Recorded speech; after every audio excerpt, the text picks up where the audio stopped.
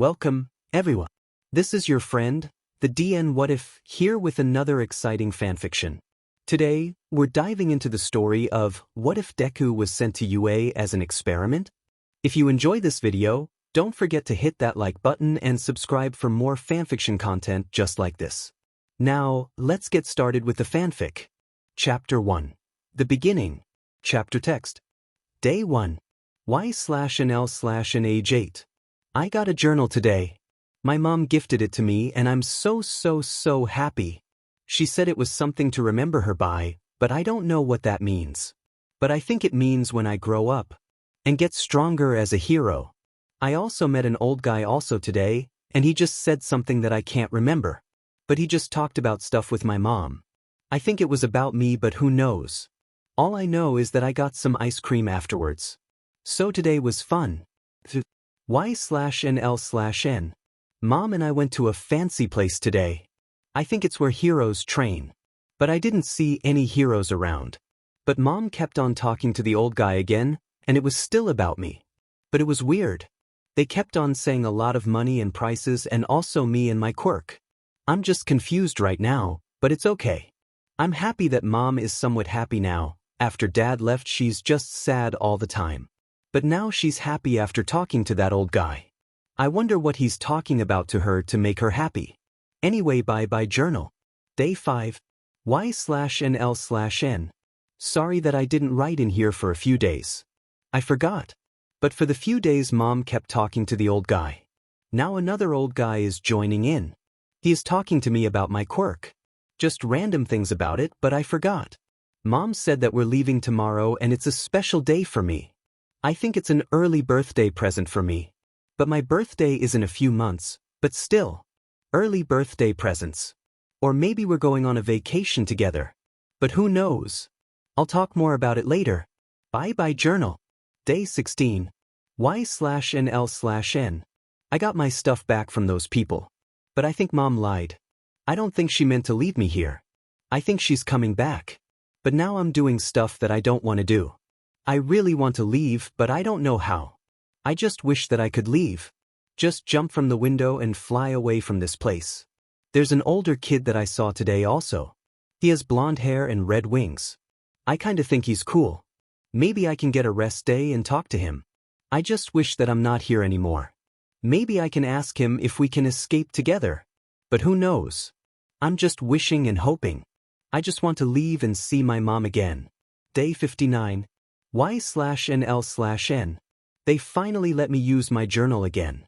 They say you're a distraction, but you just help me remember stuff. Anyway, I met the older kid I talked about. He said his name was Kigo Takami. He's 15, so he's 7 years older than me. And he told me about his wings and quirk. He also told me about what is happening here. He says it's something to train kids into heroes, I think. But also, this is a training thing by the actual hero agency. So at least it's not something sketchy or evil. But my mom though is not here. I wonder where she is. But I'm gonna work hard to become a hero. For my mom. I hear footsteps approaching as I just know what's gonna happen. I mean, I've been here for what, 6 years? Well, it's gonna be 7 years in a few days and well, still no sign with my mom. I mean, I filled up the journal that she gave me with stories I was gonna tell her, but no sign of her. But I still hear those footsteps still approaching. Just killing me for me to just stand up and walk out and to just say, what now? Or, what do you want me to do? But that's not proper or anything like that. But I stand up from my bed, back straight, and just tired. The door makes a beep sound from outside, reminding me of my somewhat imprisonment in this training facility. The door opens as I see the president of the entire HPSC walk in. What does she want from me this time? Y/N. Good afternoon. She says with her proper expression, like she's about to kill me. Good afternoon, Madam President. I respond. So I'm here to talk about your education, because we at the Hero Public Safety Commission believe that you should have at least a basic education. She pauses as she thinks about some bullshit that he is gonna say. We want you to at least live a normal life. Somewhat. There it is, the bullshit I was waiting for. Wait, what? A normal life? Now I do know that we haven't been putting ourselves in our minds as we choose for you, but we decided to put you in a high school. UA High School, to be exact. It will keep you on track with your training and education. I do believe you will agree with this. We have already signed the papers for you to take the entrance exam. I just need your signature, and I'll be leaving. She grabs a clipboard from a guard and shoves it in my face. She was right on, I will agree with this, but I just want a normal life. I sign the papers and I watch her leave. I just stand there, thinking. Just thinking. I look around my plain room.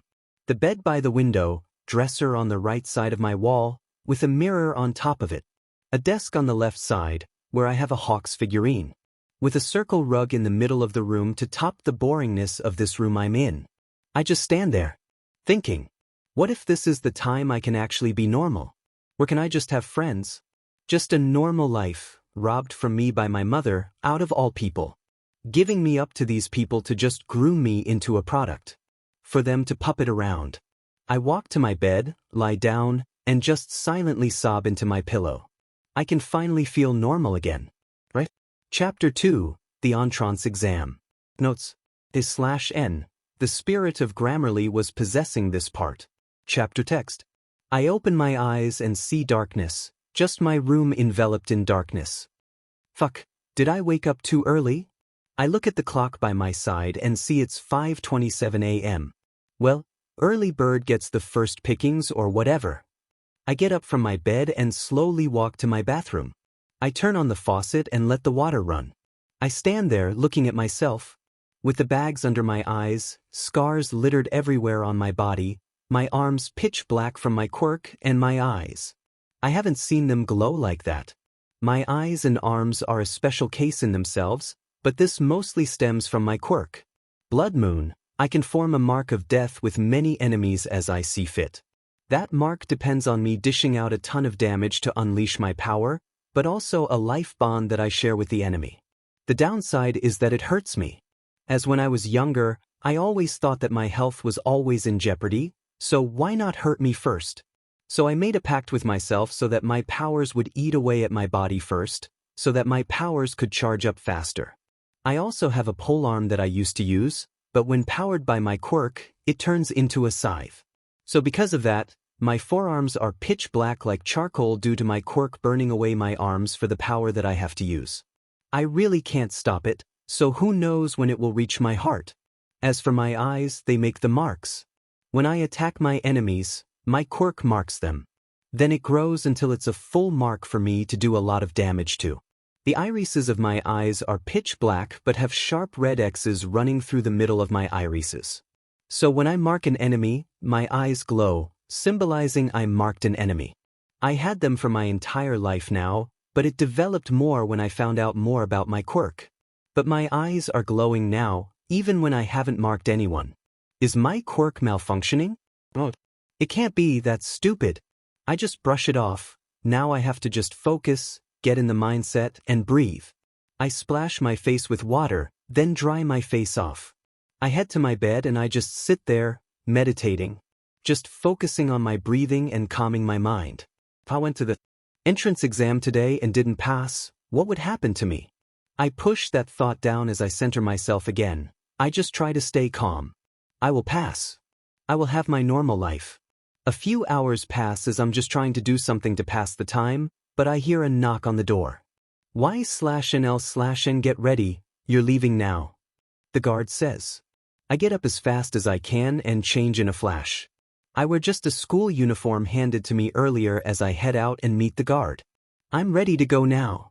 The guard nods and she escorts me downstairs to the car. When we get outside, I take a moment to breathe in the fresh air and look around before I get in the car. Hey, stop taking in the scenery, it's just the city, the guard says impatiently. I just nod and go in the car with no backtalk. It takes us upwards of almost half an hour to get to the exam grounds and to UA High.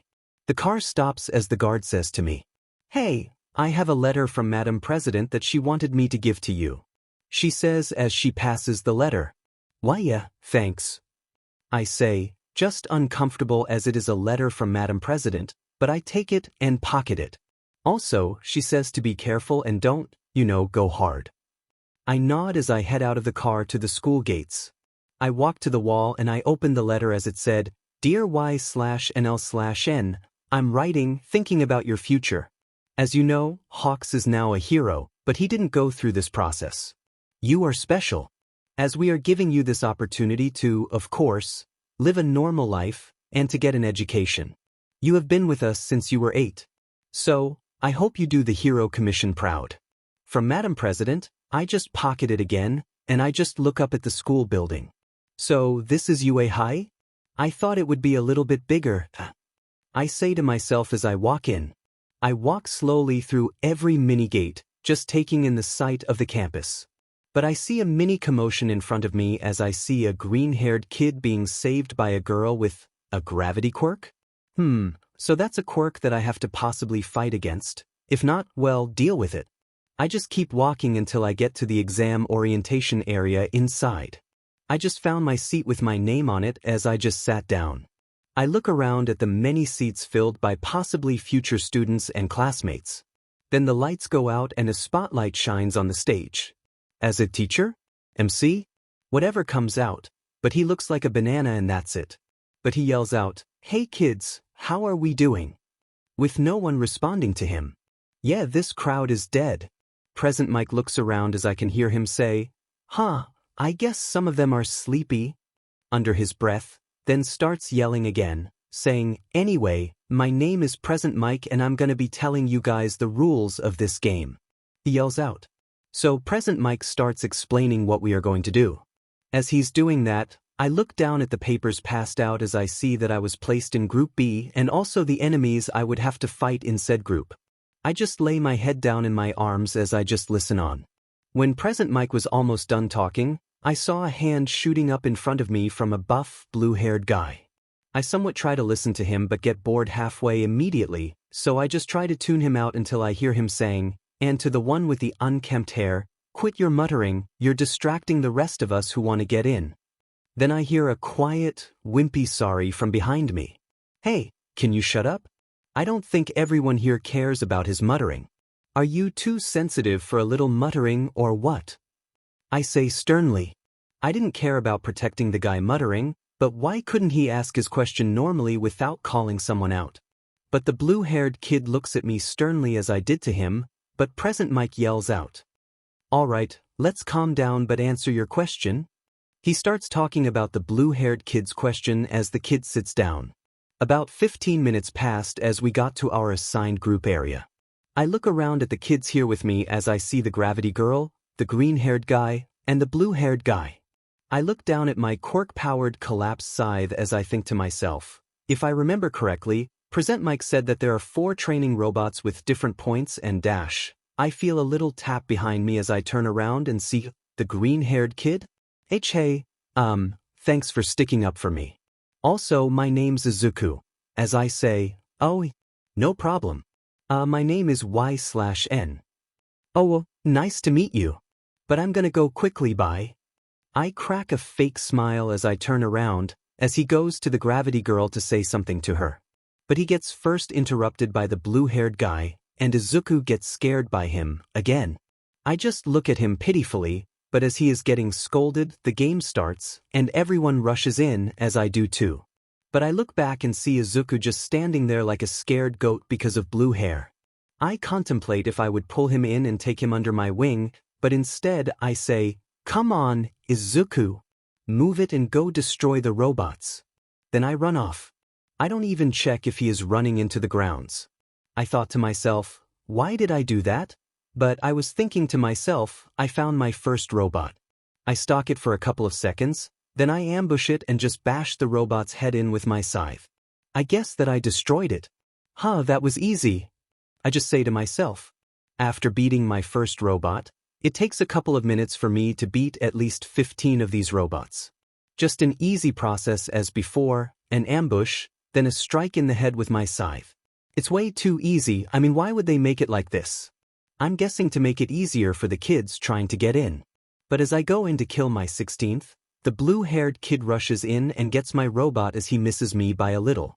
Hey, that was mine, and you could have almost got me. I say as he can obviously see me trying to get the robot. Well, I guess you were too slow for that then. Some people want to get in, you know that, right? He stares at me with a smirk, like he's done something. Well, no shit, people want to get in, but you could have almost gotten me injured by possibly running me over.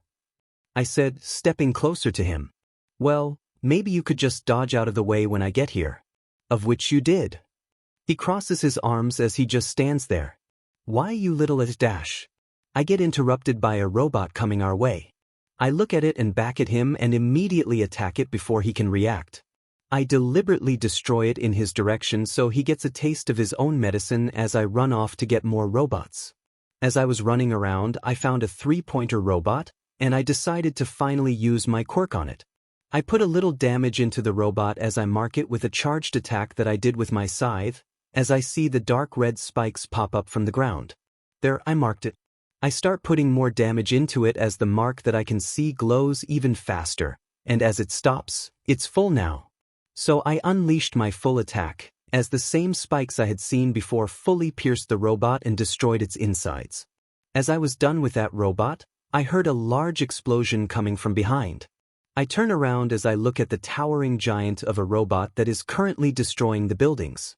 Is that the 0-pointer? Are you joking? I know if I stay here any longer, I will get crushed by debris from buildings. I look around and I see a group of kids running away. So I run towards the crowd of kids running away for shelter as I see in the corner of my eye, Izuku just standing there in fear. What do? Do I help? I mean I should, but fuck it. I run towards Izuku and grab his hand as I say, "Come on. Let's go before we get crushed." He looks at me with fear in his eyes as he says, "That G-girl, she needs help." He breaks away from my grasp, and I see him run towards the robot. I just stand there in shock, as this is just a suicide mission. Within those seconds, I see him jump as high as the robot and see him charge his power to its head. I just saw him punch the robot's face and destroy the circuitry in it. As he did, I just saw him falling. At that moment, I remember when the gravity girl saved him by using her powers in the beginning, so I ran towards her and helped her up, as I said, "Gravity girl, you have to save him." I let her go on top of a broken piece of metal that fell as she looked at me and nodded weakly. She uses her quirk to make the metal float, and she gets Izuku in time as he almost falls to the ground. Then she released the metal and him when they were both an inch off the ground. I take a deep breath in as the stress gets to me. I look at the girl as she just throws up, and then I look at Izuku as he is lying out like a broken starfish. Oh God, that's disgusting. I just look away. As I look away, I see an old woman? Is that the nurse?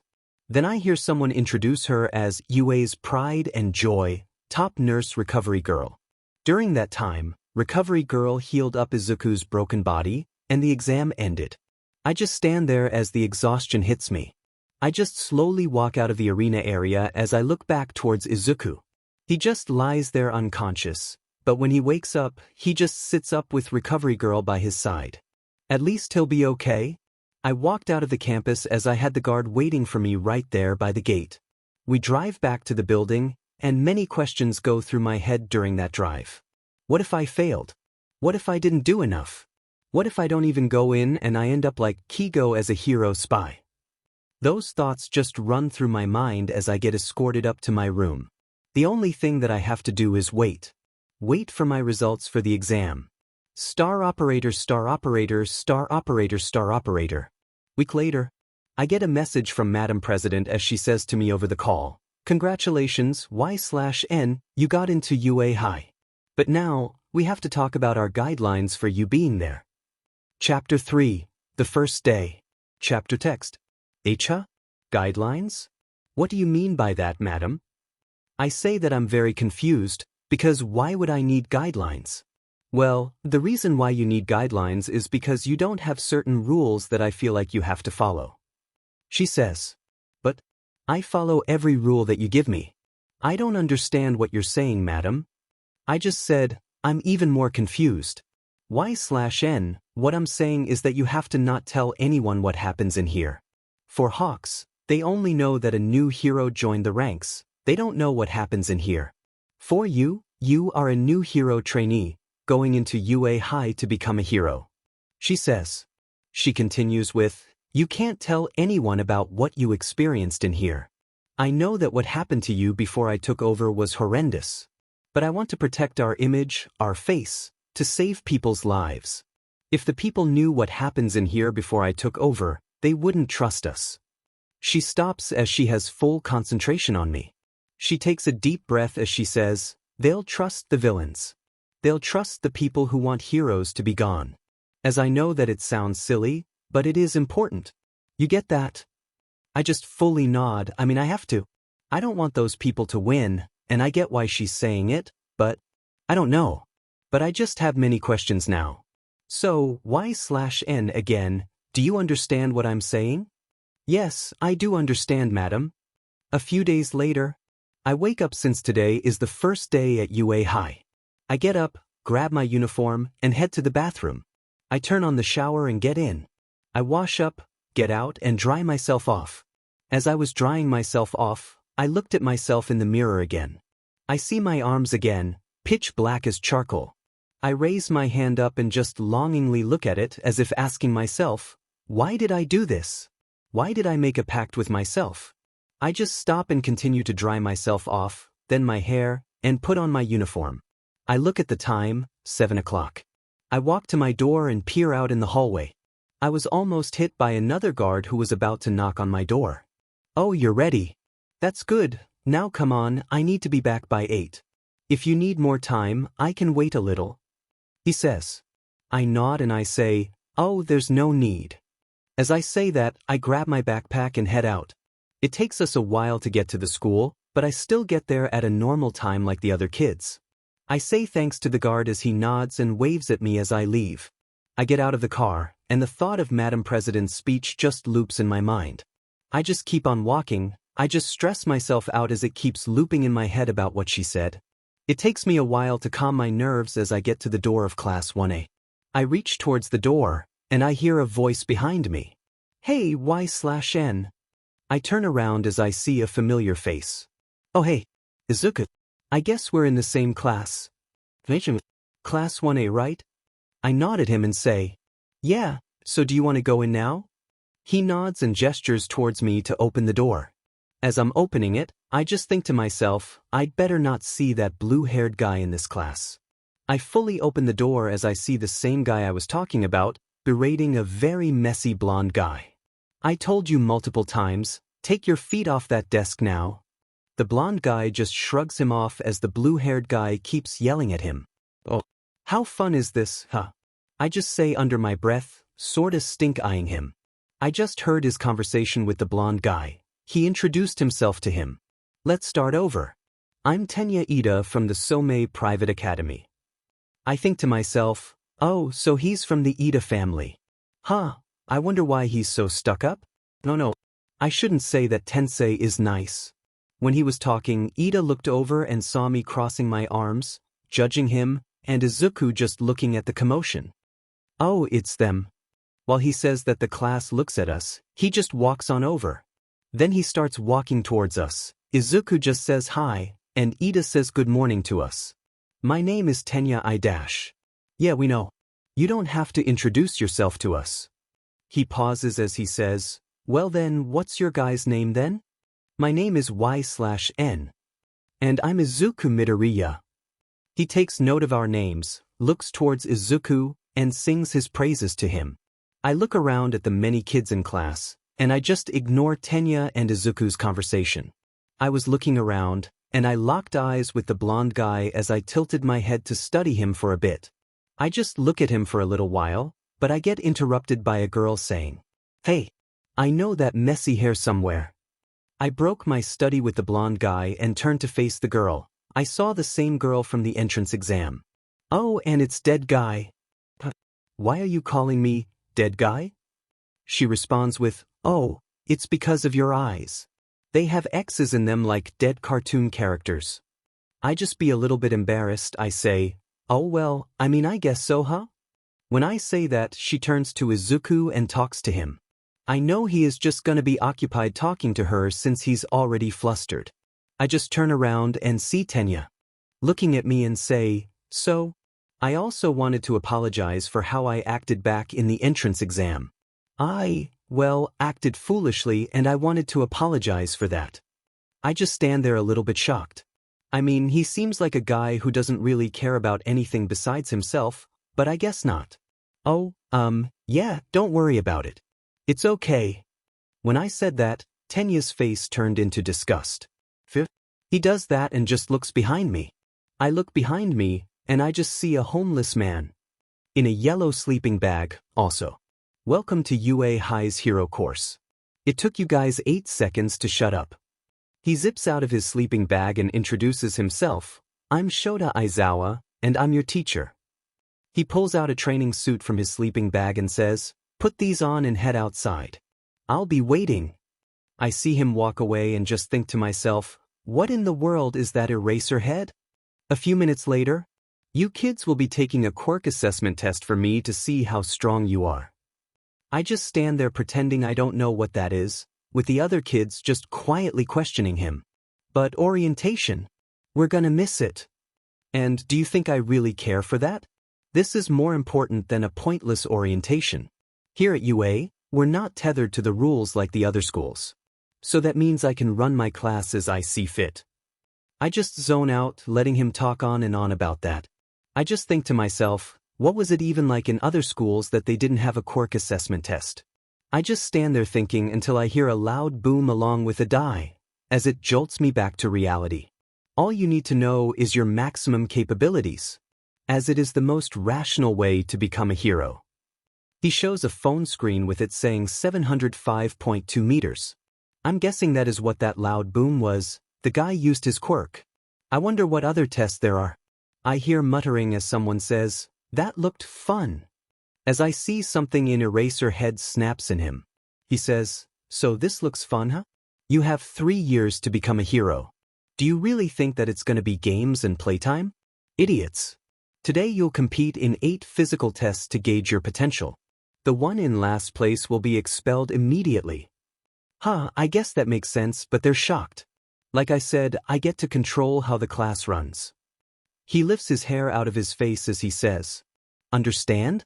If you don't like it, then you can head home right now. I stand there, the other kids start talking about what if they get expelled. As I'm thinking, I swear to God, I better not laugh. I snapped out of it, I composed myself, and just listened to whatever came next. I hear from the gravity girl, you can't send one of us home. I mean, we just got here.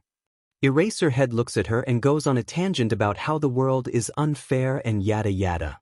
As he does that, I just prepare myself for the quirk assessment test. First test, the 50-meter dash. I line myself up with the starting line, and I see I'm racing against Tenya. I get ready as the gunshot effect goes off. Nothing special happens, but he does blow dust in my eyes, and I get 4.03 seconds, just a second before Tenya. Second is test 2, grip strength. I think to myself, this is not what I envision as a quirk assessment test, but whatever. I get 62 kilograms, nothing special. Next is test 3, long distance jump. As you expect, I got almost to the edge of the sand pit. Infinity! The entire class yells out, and I somewhat also do. I mean, her entire quirk is gravity, so it makes sense if she gets infinity. I already went up with my score being 68 kilometers. As the oohs and ahs stop, Eraserhead asks Izuku to come up and do the ball toss. I watch him go up there contemplating this test, wondering what he can do. As I hear, of course he's a quirkless loser. Coming from the blonde kid talking to Tenya. What do you mean he's quirkless? He has a quirk, he showed it off in the entrance exam. Tenya says. I take an interest in that as I pocket it in my head in the meantime. He prepares his throw with his arm glowing about to throw. When he did throw, he threw pitifully not that far. He just stands there with a shocked expression on his face as he says, what gives? I was just trying to use it right now. It's because I erased your quirk. The judges for this exam weren't rational enough. Someone like you shouldn't even be allowed to enroll at this school. Eraserhead says. Izuku realizes that our homeroom teacher is Hero Eraserhead, finally. Now, the other kids whisper and chatter about who Eraserhead is. But then I see him talking down to Izuku. The others can't hear it, but can. I think about stepping in, I don't know, give my 2 cents into that apathetic man. But while thinking, he gives Izuku a second chance. I see him think, possibly thinking about what he's going to do. I see him get ready to throw the ball, and he channels his power through his finger. He was throwing the ball and breaking his finger in the process. When he did that, the blonde kid from earlier I saw was fully angry and tried to kill him. Maybe, but then he gets restrained by Eraserhead and scolds the blonde kid. When he was done with that, we moved on to the other tests, with me doing the best I could. While doing the tests, I see Izuku struggling with his tests with his broken finger. The time passes and we finally get to see the results of the test. When Eraserhead brings up the results, I see that my placement is high, with me being in 6th place. Then I looked through the entire list, and I see Izuku in dead last. I guess he's getting expelled? Then Eraserhead speaks, and I was lying, no one was going home. It was a rational deception to make sure that you gave it all in your tests. What? I say along with some others. Then a girl perks up and says, I'm surprised that the rest of you didn't figure that out. I'm sorry, I guess I should have said something. So, he isn't going home. That's great. I mean my new friend. He's not being expelled. That's a relief. After that, the day ended, and I went to head out of the school. I just walk towards the car and look back. I see Izuku, Tenya, and the gravity girl talk with each other. They look towards my direction as I wave and walk off. I believe I saw them waving back, but who knows? All I know is that this is my new life. Better than what I've been through. Chapter 4. Combat Training with All Might. Chapter Text. I hear the harsh ringing of the alarm by my bedside wake me up from my sleep. Today is a new day and the second day of school. I do my usual routine of taking a shower, brushing my teeth, dressing up, and now heading to school. I head off, get out of the car, and wave the guard goodbye as I walk into class. When I walk into class that day, I see the gravity girl talking with Tenya and Izuku, somewhat by the corner of the room. As I lock eyes with gravity girl, she waves me over and says, Hey, over here. I just slowly smiled a little and headed over to where they were talking. When I got there, the gravity girl says, Okay, so, I haven't gotten your name yet. Is it Y/N? Deku told me it earlier. I just slowly nod and say, Yep, that's my name, and why are you calling Izuku Deku? Also, what's your name? I didn't have a chance to talk to you. She says, Oh, my name is Ochako Uraraka. Also, the reason why I'm calling him Deku is that it's a good nickname for him. It suits him honestly. Oh really? But if I remember correctly, isn't that what that blonde kid called him? Izuku chimes in, saying, Yeah, Kaken uses it as a nickname for me to make fun of me, but now I am okay with it. Kaken? That's his name? Or is it a nickname? It's a nickname. His name is Katsuki. So Katsuki, Kaken, you know it's similar. Huh, I guess it is. Anyway, it's nice to meet you, Ochako. She looks at me, nods, and says, Well, it's nice to also fully meet you, Y/N. Then she pauses and then says, I don't know if you're okay with being asked this, but what with your hand?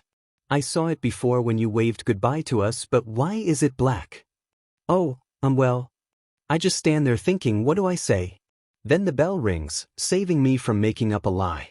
After that, the class started and the full day went on. We had normal classes during the morning, of which I took many notes and guesses on. Then we went on to have lunch, where I ate like I hadn't eaten for years. Then, it's now the Hero Studies class. During the class, I look around at some of the kids since I sit in the way back with Ochako and Tenya. But I see that I'm sat by also a kid with split-dye hair? Or is it natural? He also has a nasty scar on the left side of his face. While staring at some of my classmates, All Might pops through the door. I am here. Coming through the door like a hero. That fully startled me as I just saw him trot into the class in his old hero suit. Many of the kids in class started talking and muttering about All Might just coming into class. I just sit there, twiddling my thumbs and being bored. Now class, I'm your battle studies teacher, so that means we will have our first training session today. The classroom gets filled with whispers with All Might then saying, Now a key to being a hero is looking good. Now these outfits were made for you through the forms you filled out before school started. Now go get suited up and meet me at training area beta. As I hear that, I just sit there for a bit and think. Oh shoot, I completely forgot what I sent in as my hero suit. Did I even send in anything? A little while later, we all, as a class, walk out together in our hero suits. I was wearing a slightly tight-fitting white and gray suit and pants. My suit, which was actually an overcoat, was buttoned up into an X shape with shades of gray and white fading into the coat. The overcoat split into two tails that looked like wings, with crimson lining inside, with red, short-edged black ruffles. Under my overcoat was only a tight-fitting gray shirt, with a tie in the front of a symbol that I created, almost looking like a starflower. My suit pants were just black, but they had a cut-off by the ankle to include the red ruffles I had in my overcoat. To tie it all off, I was fitted with black leather flare heel boots with a stainless steel heel. I just try to adjust my pants, cuffs, and my rings while we walk out. We all just stop and wait for further instructions from All Might. While waiting, we just talk for a little bit. I just walk over to Tenya and Uraraka as we just talk a little bit about our hero suits. While talking, I see from the corner of my eye a green bunny. Wait, is that Izuku? Uraraka walks over to Izuku and talks with him for a bit. Where I just stand there with Tenya awkwardly. Then All Might starts talking. Alright, you kids will be playing as heroes and villains. The villains have to capture the heroes while the heroes have to get to a fake bomb that the villains put up on a random floor. You guys will be randomly assigned in pairs. Then each team will have to face the other. So, does everyone get it? Everyone says their agreements as we hear our pairs being called out. Y/N/L/N and Katsuki Bakugo. All Might calls out. I guess I have to be with Bakugo for this pairing. I think to myself. Then, All Might reveals that we're facing Izuku and Uraraka for the first round. Alright now, everyone wait here. The kids I called out come follow me. All Might says that and then leads us to the building that the game is taking place in. He instructs Uraraka and Izuku to stay outside and leads me and Bakugo inside. We get to the place of the fake bomb, with All Might bidding us a farewell and good luck. He walks out as I just scan the place. While scanning the room, Bakugo speaks up. Hey freak, do you really think that Deku has a quirk? I just say, wow, calling me a freak before we even met. Just answer the damn question. I sigh, then say, I do believe that he has a quirk. I mean, he did use a power during the quirk assessment test. But when you said that he was quirkless during that test, it made me think. But I fully do believe that he has a quirk. Did that answer satisfy you? Bakugo makes an agitated huff sound as he just then says, right? Well, don't get in my way or else I'll make it your funeral. When he says that, All Might gets on the intercom and says that the game has begun. Then Bakugo walks out immediately, leaving me behind to defend our main goal, the bomb. Hey, you know we're supposed to be a team. I just stand there alone, waiting for something to happen. I guess I could just wait until someone shows up. The time passes with me just standing up there by myself. I just lean on my scythe, trying not to fall asleep, while hearing loud booms coming from downstairs. Then I hear a shuffling noise. I slowly start to open my eyes, where I see Uraraka just behind a pillar, looking at me. Hi. So, are you supposed to be sneaking around? When I said that, I remembered that I'm supposed to be a villain. So I try to put on my best villain act on. Wait real quick. I clear out my voice and then say, so you're here to stop my villainous deeds, huh? Well, I guess what, you're going to perish. When I say that, I just stare at her with my eyes to the point it freaks her out. During that, I charge at her with the scythe in my hands. She snaps back into reality with her rolling out from my attack, then tries to run to get to the bomb. I just run at her and then try to trip her with the butt of the scythe. When I did that, she activated her quirk to fly towards the bomb. As I see that, I just run towards her and attack her in the air with the scythe, pushing her back, thus marking her. Echa? What is this? And why are your eyes glowing? Well, I marked you, that's it. I just run towards her as she tries to dodge away from the attack, yet I still hit her with the now turned polearm. She falls but gets up and keeps trying to dodge away from each attack, yet I hit her every time I do so. As I make more attacks, the mark on her grows and grows until it glows completely, symbolizing that it has been completed. I try to make the full attack, but then I just get interrupted by a large explosion that shakes the whole building. What the hell? I think to myself, but then I see Uraraka try to run towards the bomb. I just run towards her and fully unleash my attack from the mark that pierces her arm. As I do that, I run towards the bomb and just attack her again, throwing her across the room away from the bomb. After I do that, she gets up and starts charging at the bomb. I prepare myself to attack again, but then a huge gust of wind plus air gets shot up from underneath me. Because of that, a hole gets created from the ground, separating me and Uraraka. I feel the ground shake under me, and my side of the room just starts breaking off from the other side of the room. But while I'm worried about that, Uraraka uses her quirk again and charges towards the bomb. And she lands on it and hugs it. While she does that, I just grab her leg and jerk her away from the bomb towards the other side of the room. As I do that, the ground becomes so unstable that it breaks off completely from the room. It just collapses underneath me, and I just take a leap of faith towards the other side of the room.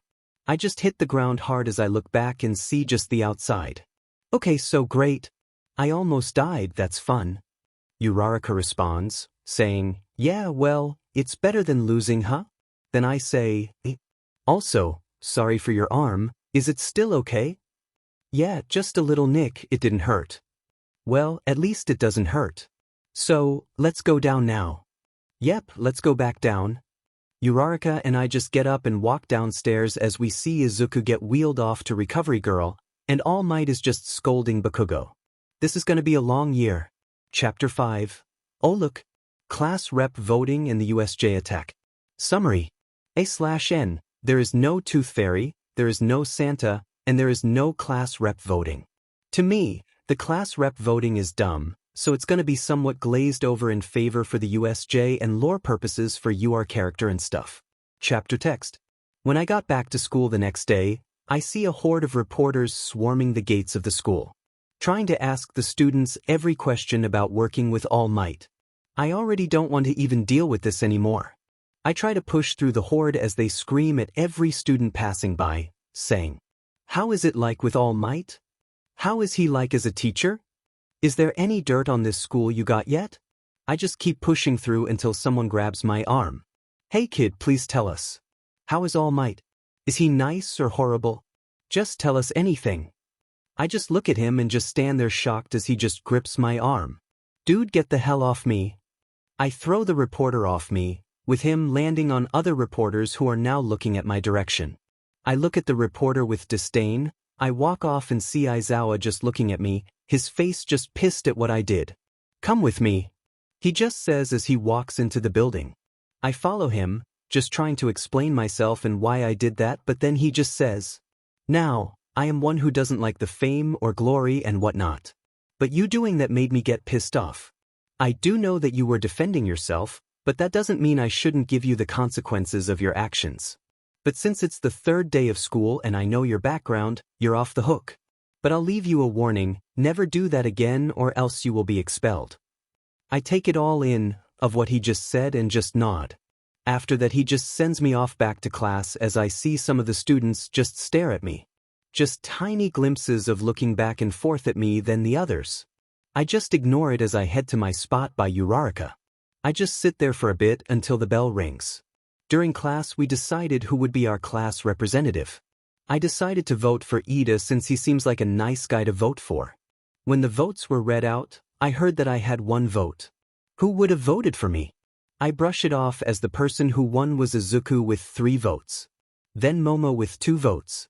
After the voting we went to lunch, with me sitting with Uraraka, Ida, and Izuku. We talked for a bit, with Ida talking about his family. Then Uraraka says, wow, that's so cool, Ida. Wait, I just remembered something. Why/N? I forgot that you didn't answer my question. Why are your hands black? I just sit there, thinking what I'm about to say. Well, the reason is because I stop as I hear a loud bell from the intercoms, then following up with, warning, level 3 security breach. I look around as many people try to run away from the lunchroom, just full-blown panic. I try to follow Ida, Uraraka, and Izuku, but I just get pushed away from them as the sea of kids get more and more desperate to leave. I try to call out to the three, but it was no use. I just get pushed away from them further and further away because of the kids. When I thought that I just get pushed around a while, I see Ida flying to the pipes above the exit sign. As he lands, he yells out to the horde to calm down and to say that it's just reporters who broke in. It calmed down after he announced that then we just all head back to our classes after the announcement says to. When I reached to the class, Izuku planned to make an announcement saying that he won't be class representative, as he will be giving the role to Ida. Most of the class agreed on this, and with now Ida becoming the class representative. After this, Aizawa made an announcement saying that we will be going off campus to train on rescuing with 3 other pro heroes. He gives us our hero suits and gives us time to go change.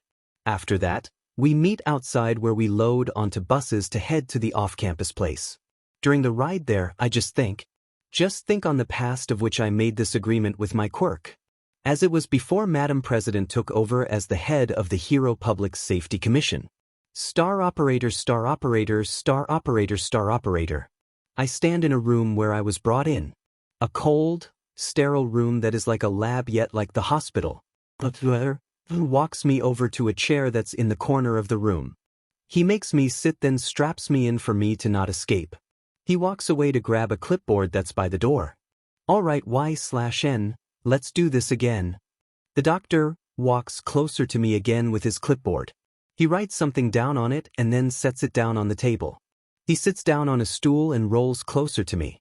Now, Y/N. You've done this before. We want you to channel your quirk, your powers, the voice inside you. You know the consequences, right? Now, we don't want that, do we? Right. I just shake my head. I try to calm down, focus on my breathing, just trying not to fail again. Slowly and slowly, I fall into my own consciousness, searching for him. I slowly start to panic, not because I can see him, but because I can't find him. Doctor takes notice and then says, "Try to search further. Think towards your memories. Did he speak to you? Did he show up in anything?" I shake my head. I can't see anything of him. All I have is panic. Come on, you can find it. You don't want what is going to happen to you.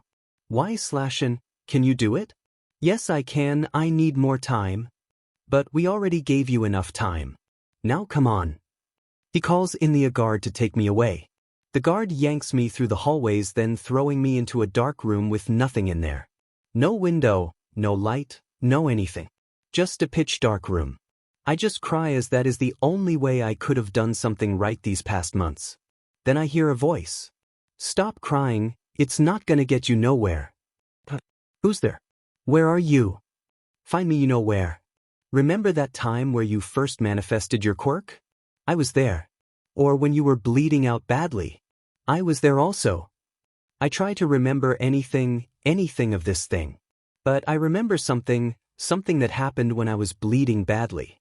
In the mirror I saw a version of myself, but different.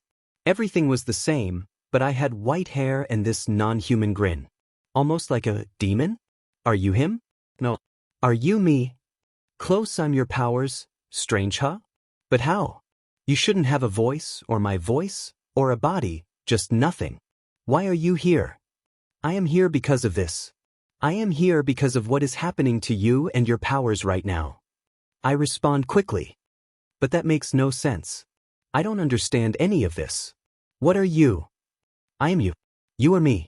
I was there when you first bled. I was there when you were born. I was there when your mother found out she was having you. I am the desolation of your mind. I was there in the beginning as simply, I am what I am, as for I am nothing. That is who I am.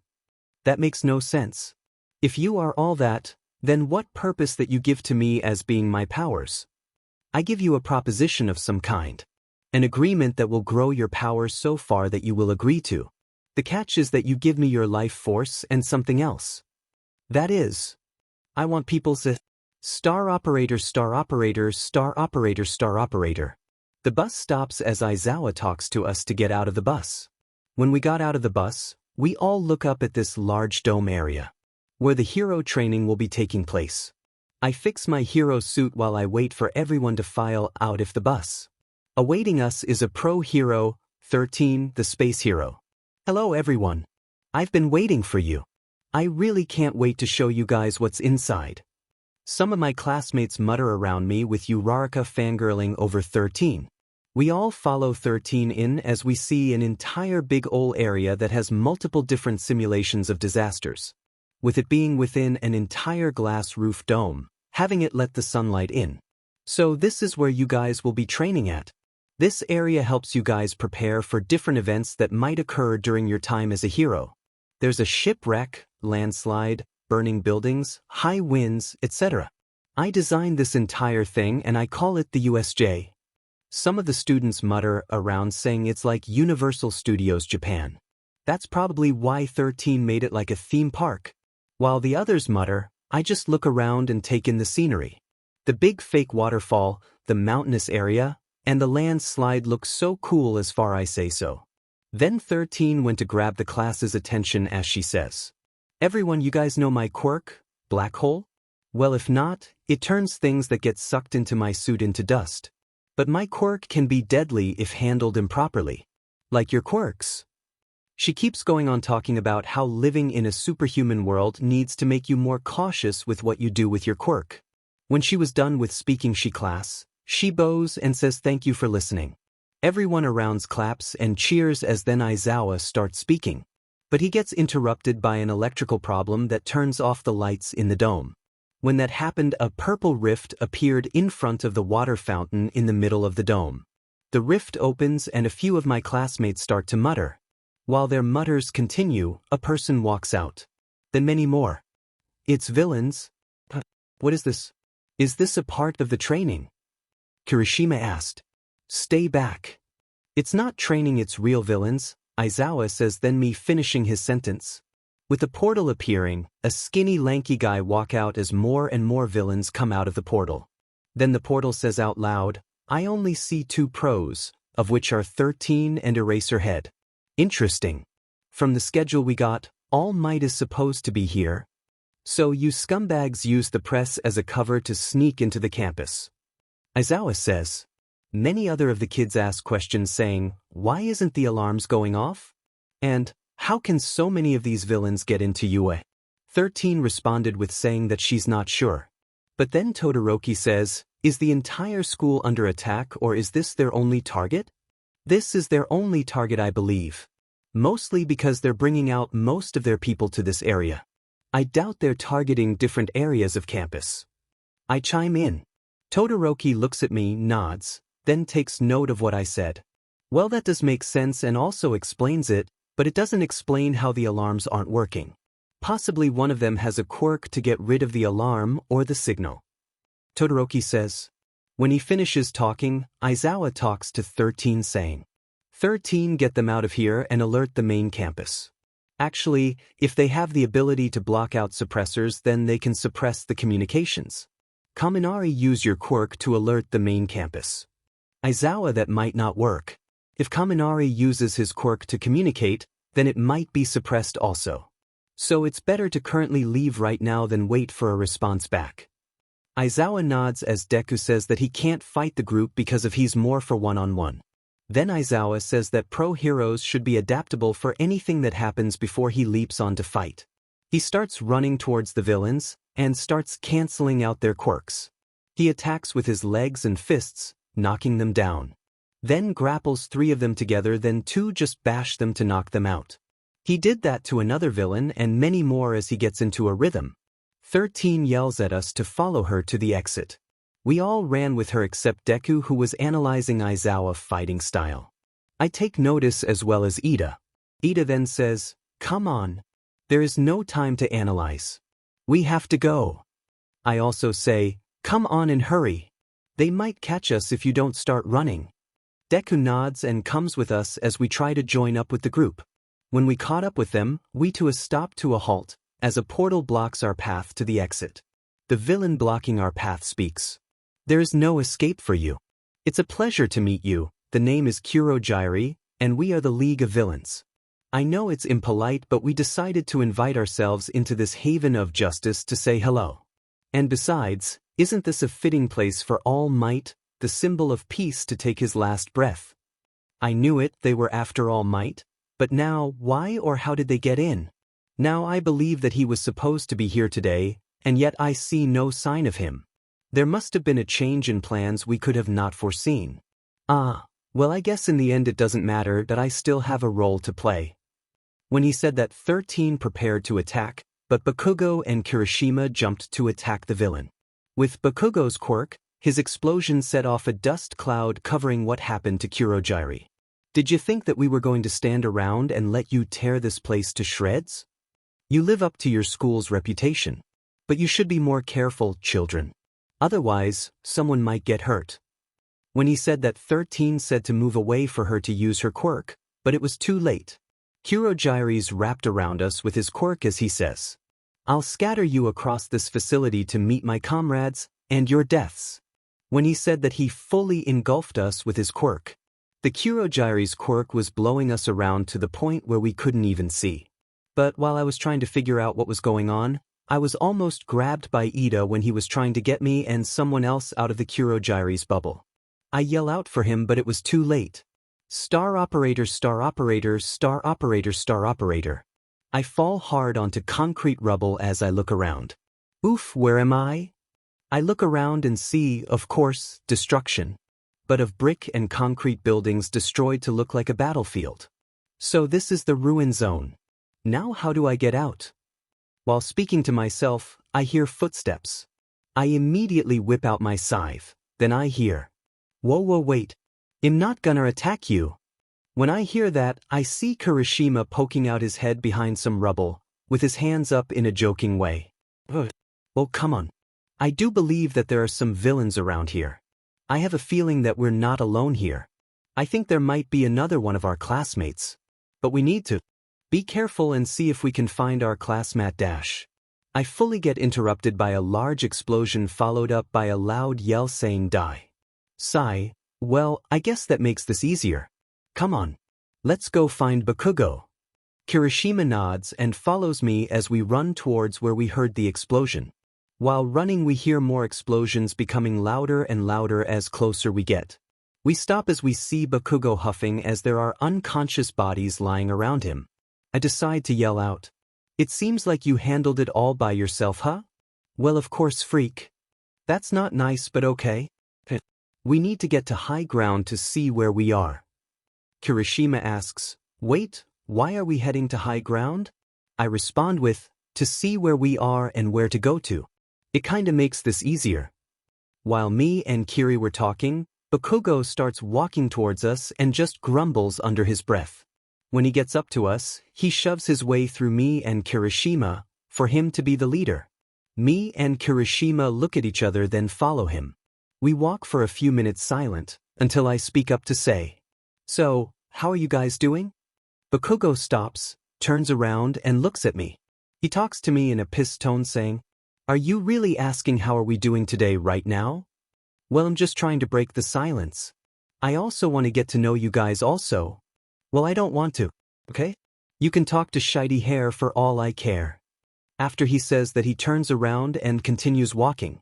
Then Kirishima puts a hand on my shoulder, then says something to reassure me. "It's okay, bro, you know I'm doing well right now." Thanks, Kirishima. So, anyway, do you guys want to hear my observations? Or is it too obvious what is happening? I know what is happening, but you can explain it to Shitty Hair over there. Alright.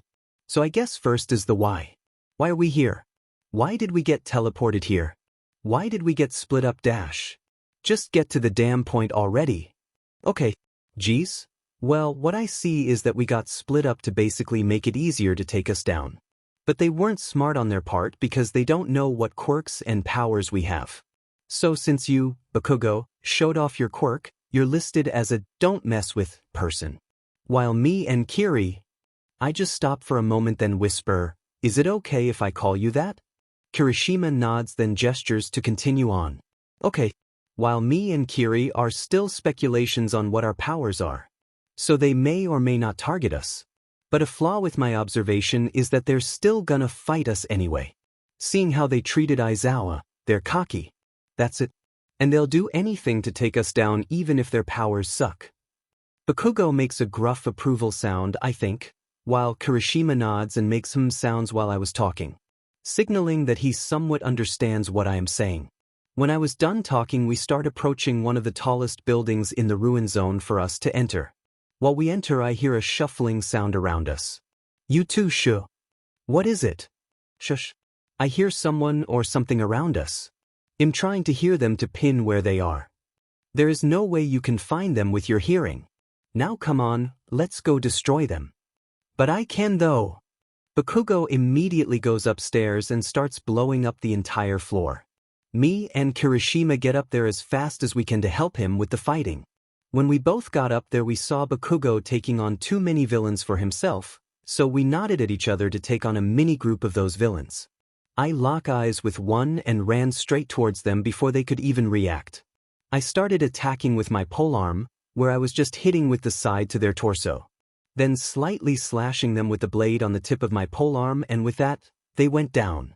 But behind me, one of the villains grabbed me, trying to restrain me. But I rearranged my weapon for me to grab it halfway down and jabbed it into their guts. They jolted back, thus releasing me as I deal a final blow to them on the back of their neck, knocking them out. The last one was easy enough to knock down. It was the same process as the others. Hit, slash, jab, and then hit in the back of their neck. I look back to Kirishima and Bakugo, as they were already finished with their villains and already talking. I just figured that it was a private conversation, so I didn't join. But during that moment of thinking, I heard some shuffling on top of the roof. I look up and see a tiny glimpse of someone or something invisible on top of the ceiling. During that time, I just jab the thing in the back and it reveals to be a villain. The villain just ragdolls to the floor and I just start beating them up, just enough for them to give up. When I was done, I look up to see that both Bakugo and Kirishima were looking at me weirdly. I'm sorry if I interrupted. I just seen this thing on the ceiling and Now they were just looking at me intently. I'm sorry. Sorry? Why the hell are you sorry? Yeah. You don't have to be sorry. You got rid of another villain that we didn't know about.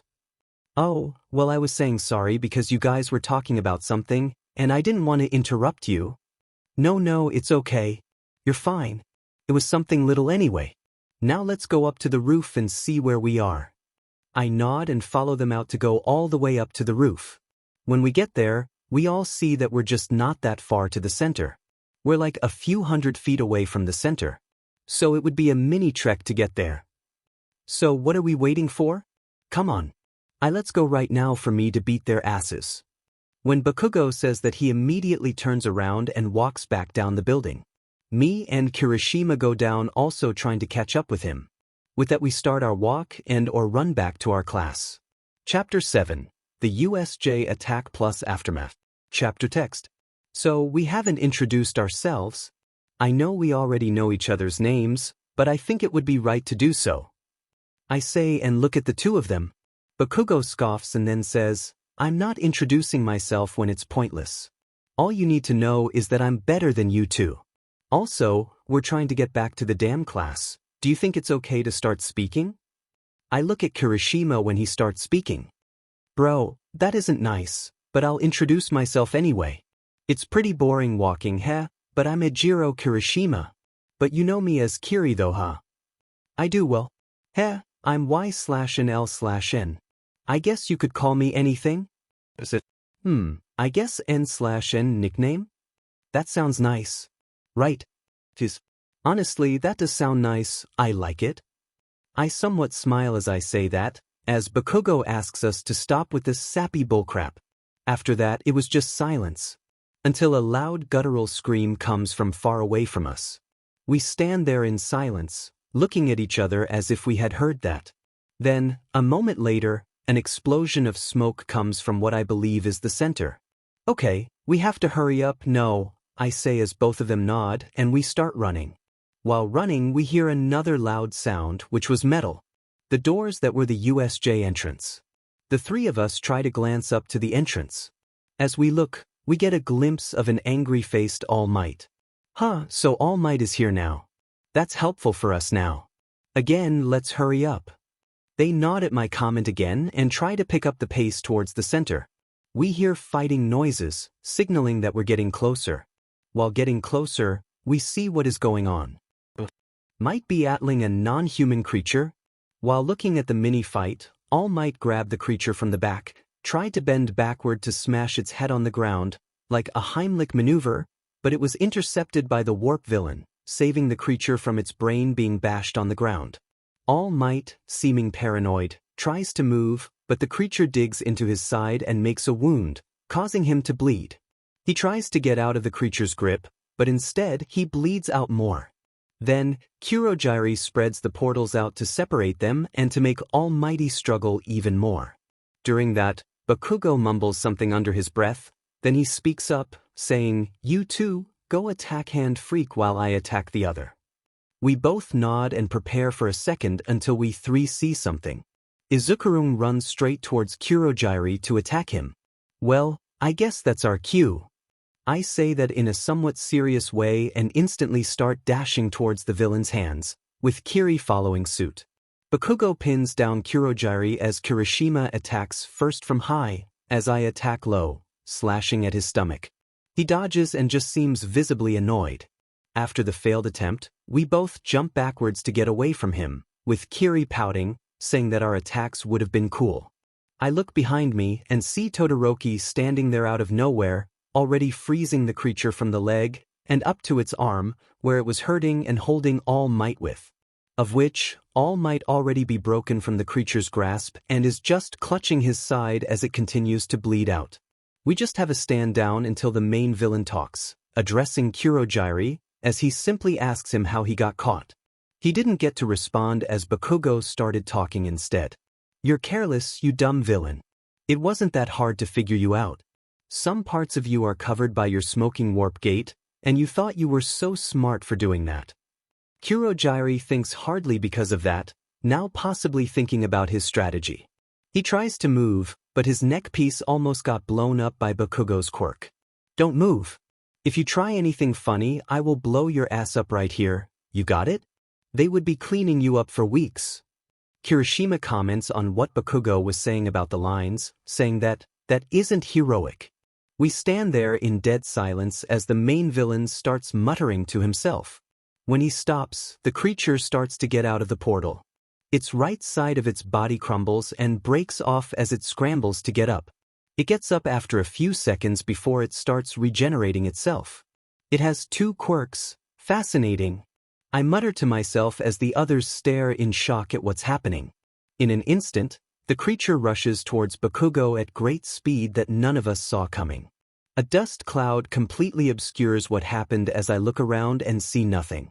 Until I hear behind me, Izuku screaming out, "Kaken!" I turn back and see everyone and Bakugo. He looks at Izuku and says, "I'm right here," and he starts contemplating, just thinking to himself. As the dust cleared, facing each other were All Might and the villains. Then again, the main villain starts speaking, and he goes on a rant about how heroes can just do anything violent and get away with it. I just stand there, already sick of his speaking, when he stops and starts running towards us. Kirishima says that we're fighting against the villain, but before we even started fighting, the creature starts running towards All Might. All Might mirrors it back and punches it when it also punches, creating a shockwave that pushes everyone back. We all land many feet away from the fight and just witness it unfold. Then they start fighting roughly, creating shockwaves after every single punch landed. I try to keep my balance by leaning on my polearm while watching the fight unfold. I try to see what is happening, but the force of the fight just keeps making me get knocked down and knock down the others. We try to see the fight, but after a few minutes, All Might got the upper hand and launched the creature into the sky. In a mini crater, All Might stands there. Smoke surrounds him as he says, "You've been bested, villains. I'll surrender. We would like to end this already." The others just stand there in silence, just to watch what is unfolding. The main villain, seeming agitated, scratches his neck and mutters to himself about his getaway. All Might just stands there, taunting him, waiting until he tries to fight. Then, while some of them were still starstruck by what happened, I heard a little rustling noise behind me. There's still villains, I say with the others looking behind us. Well, let's beat them up. Kirishima says, then Todoroki follows up, will you be joining us? Right towards Deku. I look at Deku while he says that, and I see him there, thinking or planning, while staring at All Might. While I was staring at him, the main villains started running towards All Might. In an instant, right before the villain he attacked, Deku immediately jumped into the fight before the attack landed. Then the villain stuck his hand into Kurogiri, just to harm Deku. Then a sudden sharp sound rang out. After that, 2 more rang out. I look at what happened, and I see blood coming out of the villain's hand. Not even touching Deku. I look where the sounds came from until I look up. I see the teachers up at the entrance coming in, with Snipe having a gun out. After that, the teachers took control of the fight and handled everything by themselves, saving everyone and handling the unconscious villains everywhere in the USJ. A few hours later, Y/N, what happened at you? I already know what happened, but you know it best since you were there. Well, villains infiltrated the USJ, our class got split up, we fought villains, then witnessed the fight between All Might and the Nomu, and lastly with the teachers saving us. She stares at me and then sighs. Am I free to go, madam? I need you to tell me your suspicions. You have that look on your face. You know and I know. Tell me again, what are your suspicions? I stop and think to myself, if she knows me too well, before starting to speak. I do believe that the League of Villains is an organization to look out for. They seem weirdly influential. To take into account their little to no known status, it's just weird. Having 70+ thugs join you to take down Japan's #1 hero? That's idiotic, dumb, and stupid on their part. I pause for a second to think, to remember what happened. Madam President stares at me to just continue. I believe they're working with All for One. Based on everything that happened, that bioweapon named a Nomu, their influence on lower street thugs, and the fact that they know about All Might's injury.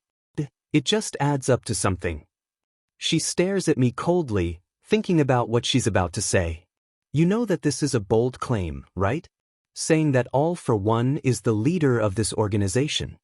Yet have I been wrong with my predictions?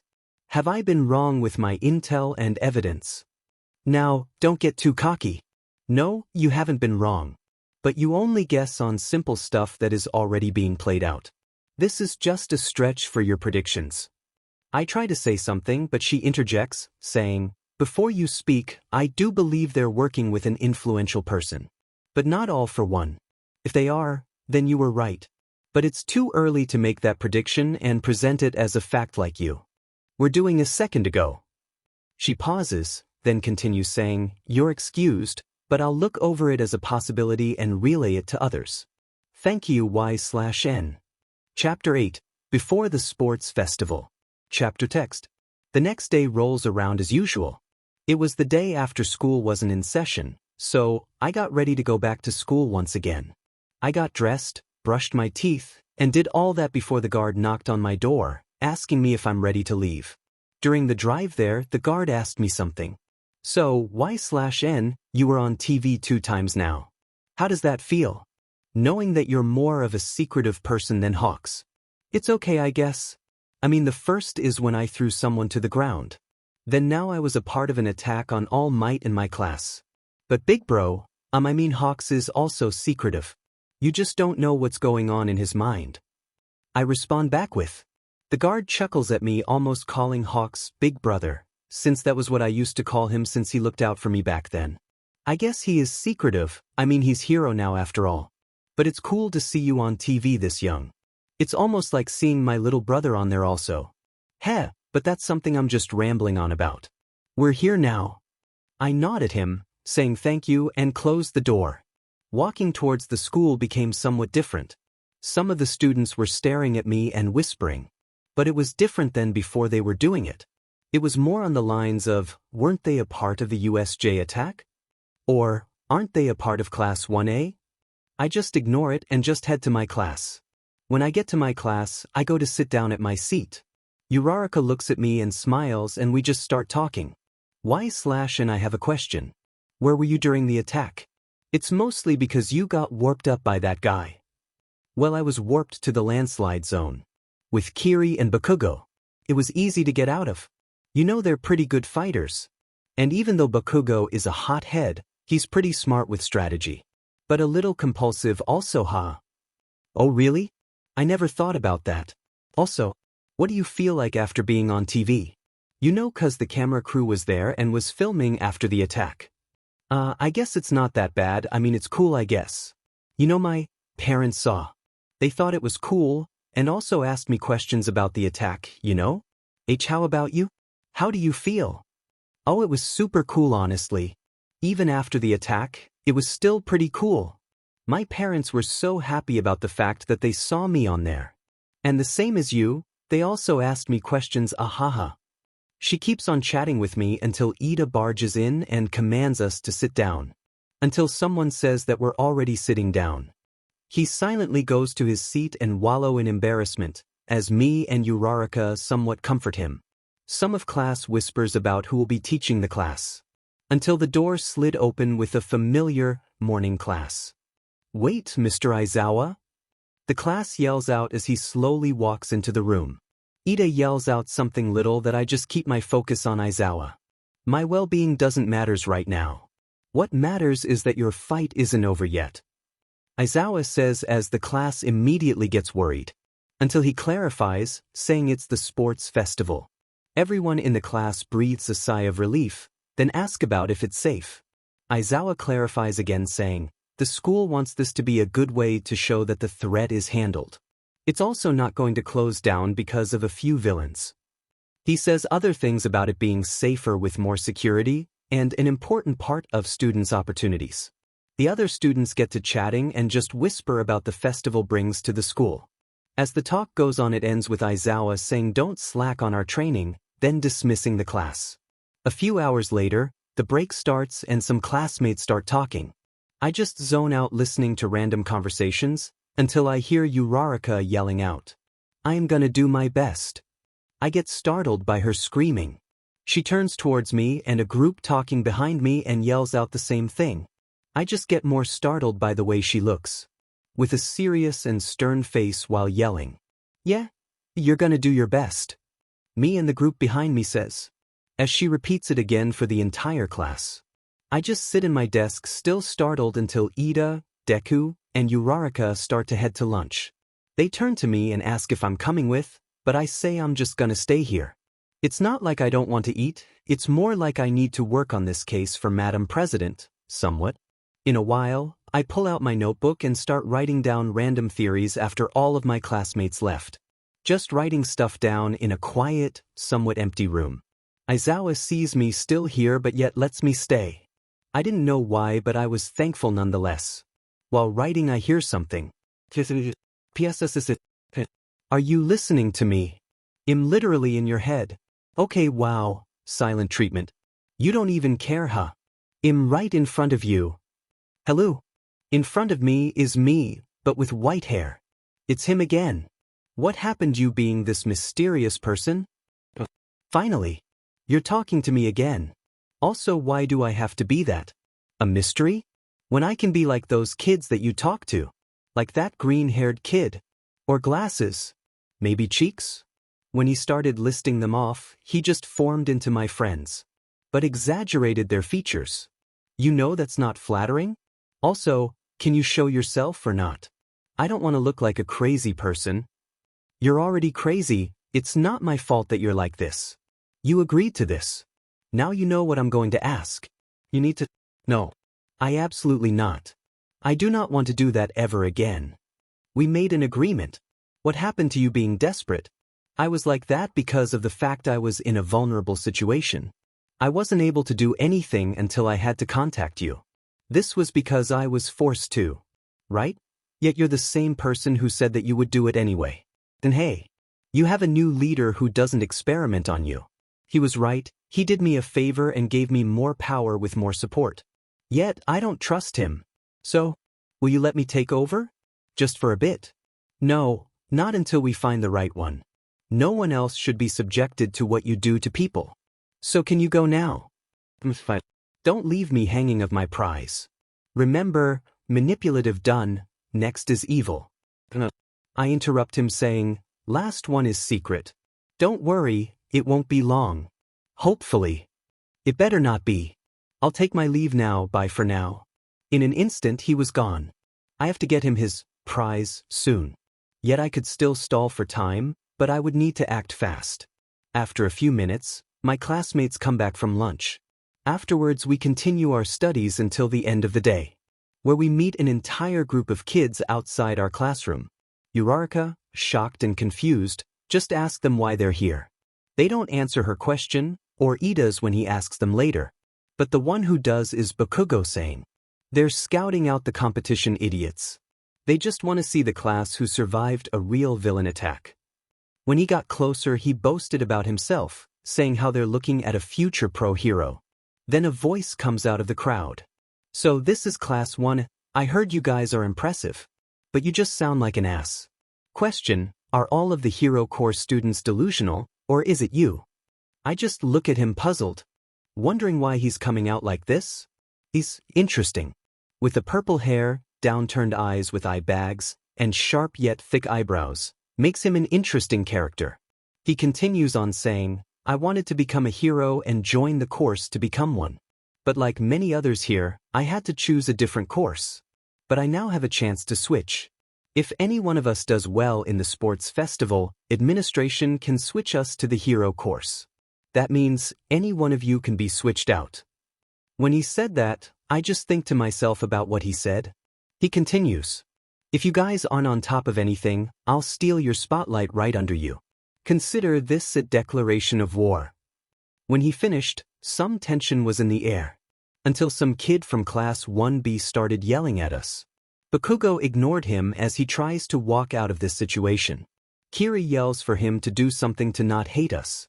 These people don't matter. All what matters is that I beat them. There he goes with his aggression.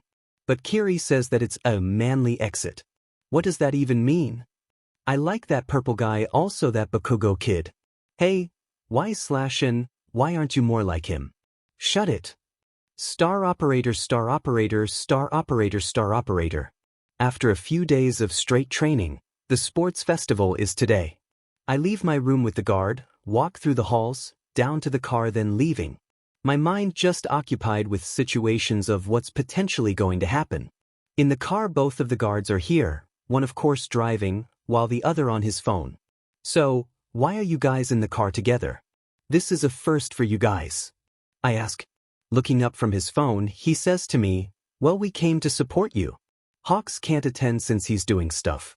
So, he asked the both of us to cheer for you when you compete. Oh really? I didn't know that. To add, he came down to us and gave us a break to go. He apparently asked Madam President for us, then gave us tickets. Huh, that's interesting. Well, we're here now, so I guess you guys have fun. They both nod and one of them gave me a good luck as I left. The staff at the festival led me towards my class's room. When I got there, I changed into my training uniform and just sat down. For a few minutes, I sat there meditating even when he tried talking. Then Ida barged in yelling at us saying we're about to enter the arena soon. When that happened, Todoroki stands up and confronts Deku about something. It just seems like he's trying to intimidate him by saying, I'm better than you. Kiri walks up asking why is he trying to fight.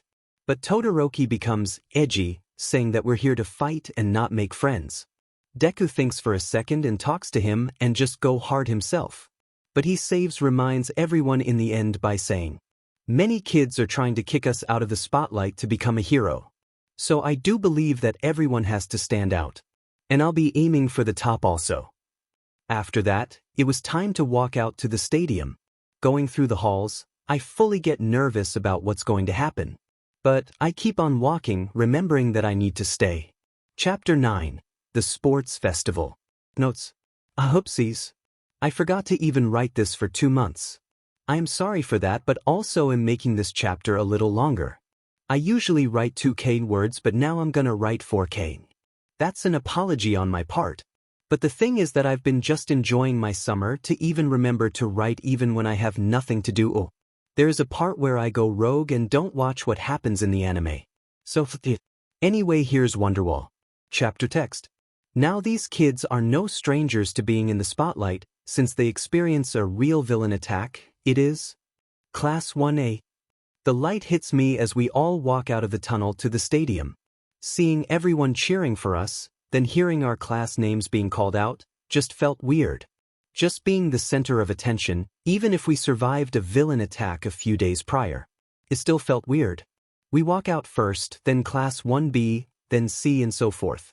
We stand in clusters together of our classes, and we look at the stage. Midnight stood there with her whip and outfit choice. As she started speaking, "Silence everyone. Now for the student pledge, Katsuki Bakugo." She called up his name, and everyone turned to him, including me.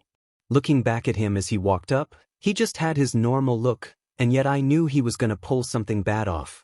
Some of the kids just whispered stuff about him until he was actually about to speak. I just want to say, "I'm gonna win." As he said that, my entire class was entirely shocked, then embarrassed. Then the entire grade started to somewhat uproar over what he said. It was to a point I decided to plug in my ears and just stand there, uncomfortable and annoyed with what's happening. I just waited until Midnight started speaking, as she says. Without further ado, let's get started. The first game is what you call a warm-up. This is where you start feeling the pain. The first fateful game of the festival is... Above her, a roulette wheel started spinning. It kept on spinning until it landed on an obstacle race. All of the classes in this grade will participate in this treacherous contest. The track is 4 kilometers, 2.4 miles, outside of the stadium. I don't want to restrain anyone in this game. As long as you don't leave this course, you're free to do whatever your heart desires. Now, take your places, contestants. As she said that, we all walked over towards the entrance to the race. In the corner of my eye, I could have seen him, but also a tall, shaded figure. When I looked, they were gone. I brushed it off as nerves and just readied myself to start running when the race starts. The lights ticked down 3. Then the race started. Everyone, including me, started to run towards the entrance to start running. But instead, we got stuck and just started to push each other around to exit. When I almost got out, Todoroki froze the ground we were standing on to ice, leaving us stuck. Luckily, because of my quirk and the power contract, I am way warmer than normal. So, to the point where I thawed myself out of the ice, thus giving myself a somewhat upper hand over the other kids. I started running on the ice, slightly melting it and slipping on it as I went. Some of the other kids in my class also escaped from the ice, giving them a lead. After a moment of running, I heard and saw Mineta rushing towards Todoroki, then got smacked by a robot. The same robot from the entrance exam. Without any thought, I just slowly walked behind Todoroki, knowing that he was going to come up with something with his ice powers. With what I predicted, he did use his ice powers, waiting until the chance the robot was off balance. He created a huge amount of ice, encasing the robot as he ran, with me following right behind him. I stuck at least 3 feet behind him just to give me time to see what he's gonna do.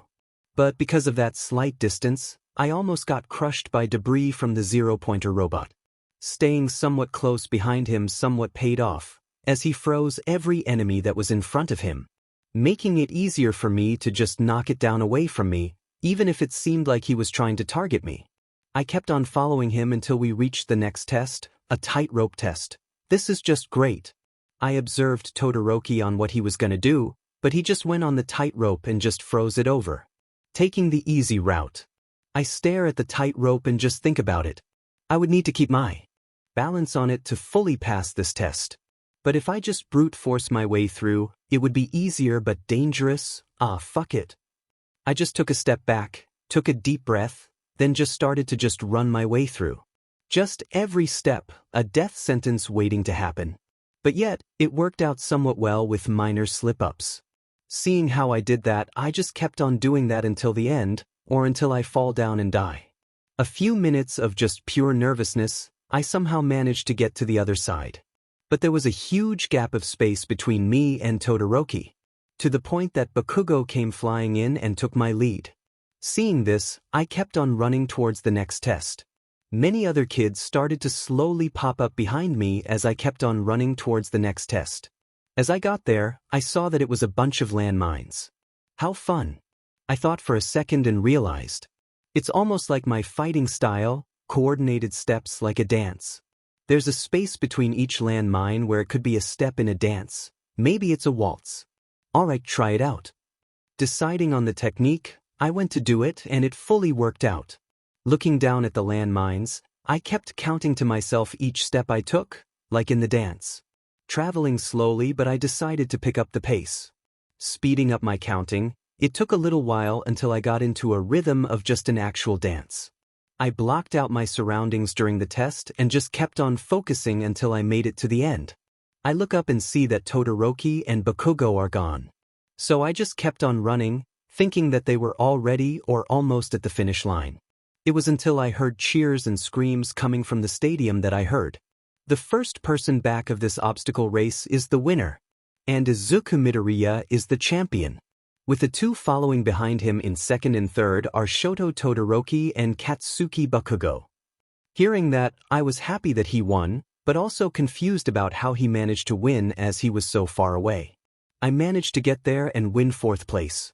I walked over towards Izuku and said, "Hey, congratulations on winning." He turned around and smiled and said thank you. I asked him how he won, and then he explained how he won. After he was done, Uraraka came in exhausted and congratulated Deku on his victory. After that, I just chatted with them until it was the next game. Now, 42 of you have been qualified to move on to the next round. Now prepare yourself for a cavalry battle. Those of you in the top of the last round will suffer the most. Now, Izuku Midoriya placed first in the qualifier. So, he'll be worth 10 million points.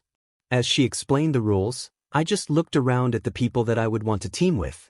I start checking off a checklist of people who seem not great to work with, like with Deku because of his points. While with others, I see them with capable abilities to help me advance to the next round. When midnight stopped talking and the timer started, many of the kids moved towards the people they wanted to be on their team. Many went to Bakugo and Todoroki, but when some went to me, I just denied them, since I didn't know or trust them. I looked around for Ida of the people I wanted in my team, and I saw something particular. That same purple-haired guy from a few days ago started talking to Ojiro. Within an instant, Ojiro's eyes glazed over, and he seemed like a zombie. After that, he walked behind the purple guy with another kid from Class 1B, I believe. So essentially he's a mind controller? That seems great for you. Get it? 'Cause I took control of you and… Yep, I get it. I walk over towards the guy and ask him something he quite literally can't deny. I know that I'm risking myself, but your quirk is mind control, right? Or even brainwashing. When I said that, he got almost visibly taken aback at how I got it right. Then he gained his composure, then spoke to me. Well, I guess you got that right then. What do you want? I would like to make a deal. You let me on your team, I'll give you help with this round with my powers, possibly get you in the next round, but also give you something you can't deny. Well, what is it? I will help you try to get into the hero studies as a voucher. Mostly because I'm trying to get rid of a person. I point towards Mineta. As he looks in that direction, he raises an eyebrow and looks back at me and spoke. If you can help me, why would you want a tiny spot in my team with all of the things that you're offering? Isn't that a bad deal? Not really, but when I do all of those things, you do me a favor. That will be a future subject when all of my things are done. When I need you, you'll see why I would want this deal. Alright then, let's make it a deal. He puts out his hand to shake on it. When he heard I was making a deal, he put a bit of his power in my hand as I shook the purple guy's hand when I didn't know. It was to a point that it slightly burnt the purple guy's hand. Oh, anyway, what's your name? Mine's Hitoshi Shinso. My name is Y/NL/N. Now are you going to dash? Immediately before I got my sentence out, he gave me an order that completely brainwashed me. After that, everything went blurry. When did he die again? When did he die, father? He died at birth since I took you. Then I raised you to who you are now. So I'm not your son? I'm someone else's? Does that mean I'm dead? Listen, I have a reason to take you dash. No. I'm not gonna hear this. You stole me. From my mom. Hey. Hey. I need you to wake up. When Shinso said that, I slowly blinked and saw him staring at me. Echa? What happened? Oh wait, did you? Did we win? Shinso nodded, then said, thanks to you, we got to 4th place. Meaning that we are advancing to the next round. Oh, thank God. He slightly nodded and walked off, saying, come on, it's break time for us. I nodded, then just followed him towards the exit, where everyone was leaving for break. I just walked and walked, thinking about what happened during that trance. All I remember is his voice, then another's who he calls father. I didn't see his face, but he was a tall, lanky creature. No humanoid features or anything. Something like a spider. Something like a human, yet it has fur. But no face that I could see. Hey Y/N. What are you pondering about? I see Uraraka walking towards me, with Ida behind her. HM? Oh, nothing really. So, you two made it to the next round, huh? Yes, we did. I was on Deku's team while Ida was in Todoroki's. It feels so surreal making it, you know? I guess so, huh? Well, let's go to lunch now. I'm guessing you guys are hungry, right? They both nodded, and we both chatted our way towards the lunch area. During lunch, we just talked about what was going to be the last thing in the finals. We 3 predicted that it would be a battle between quirks. So we just chatted about who would be facing off against each other.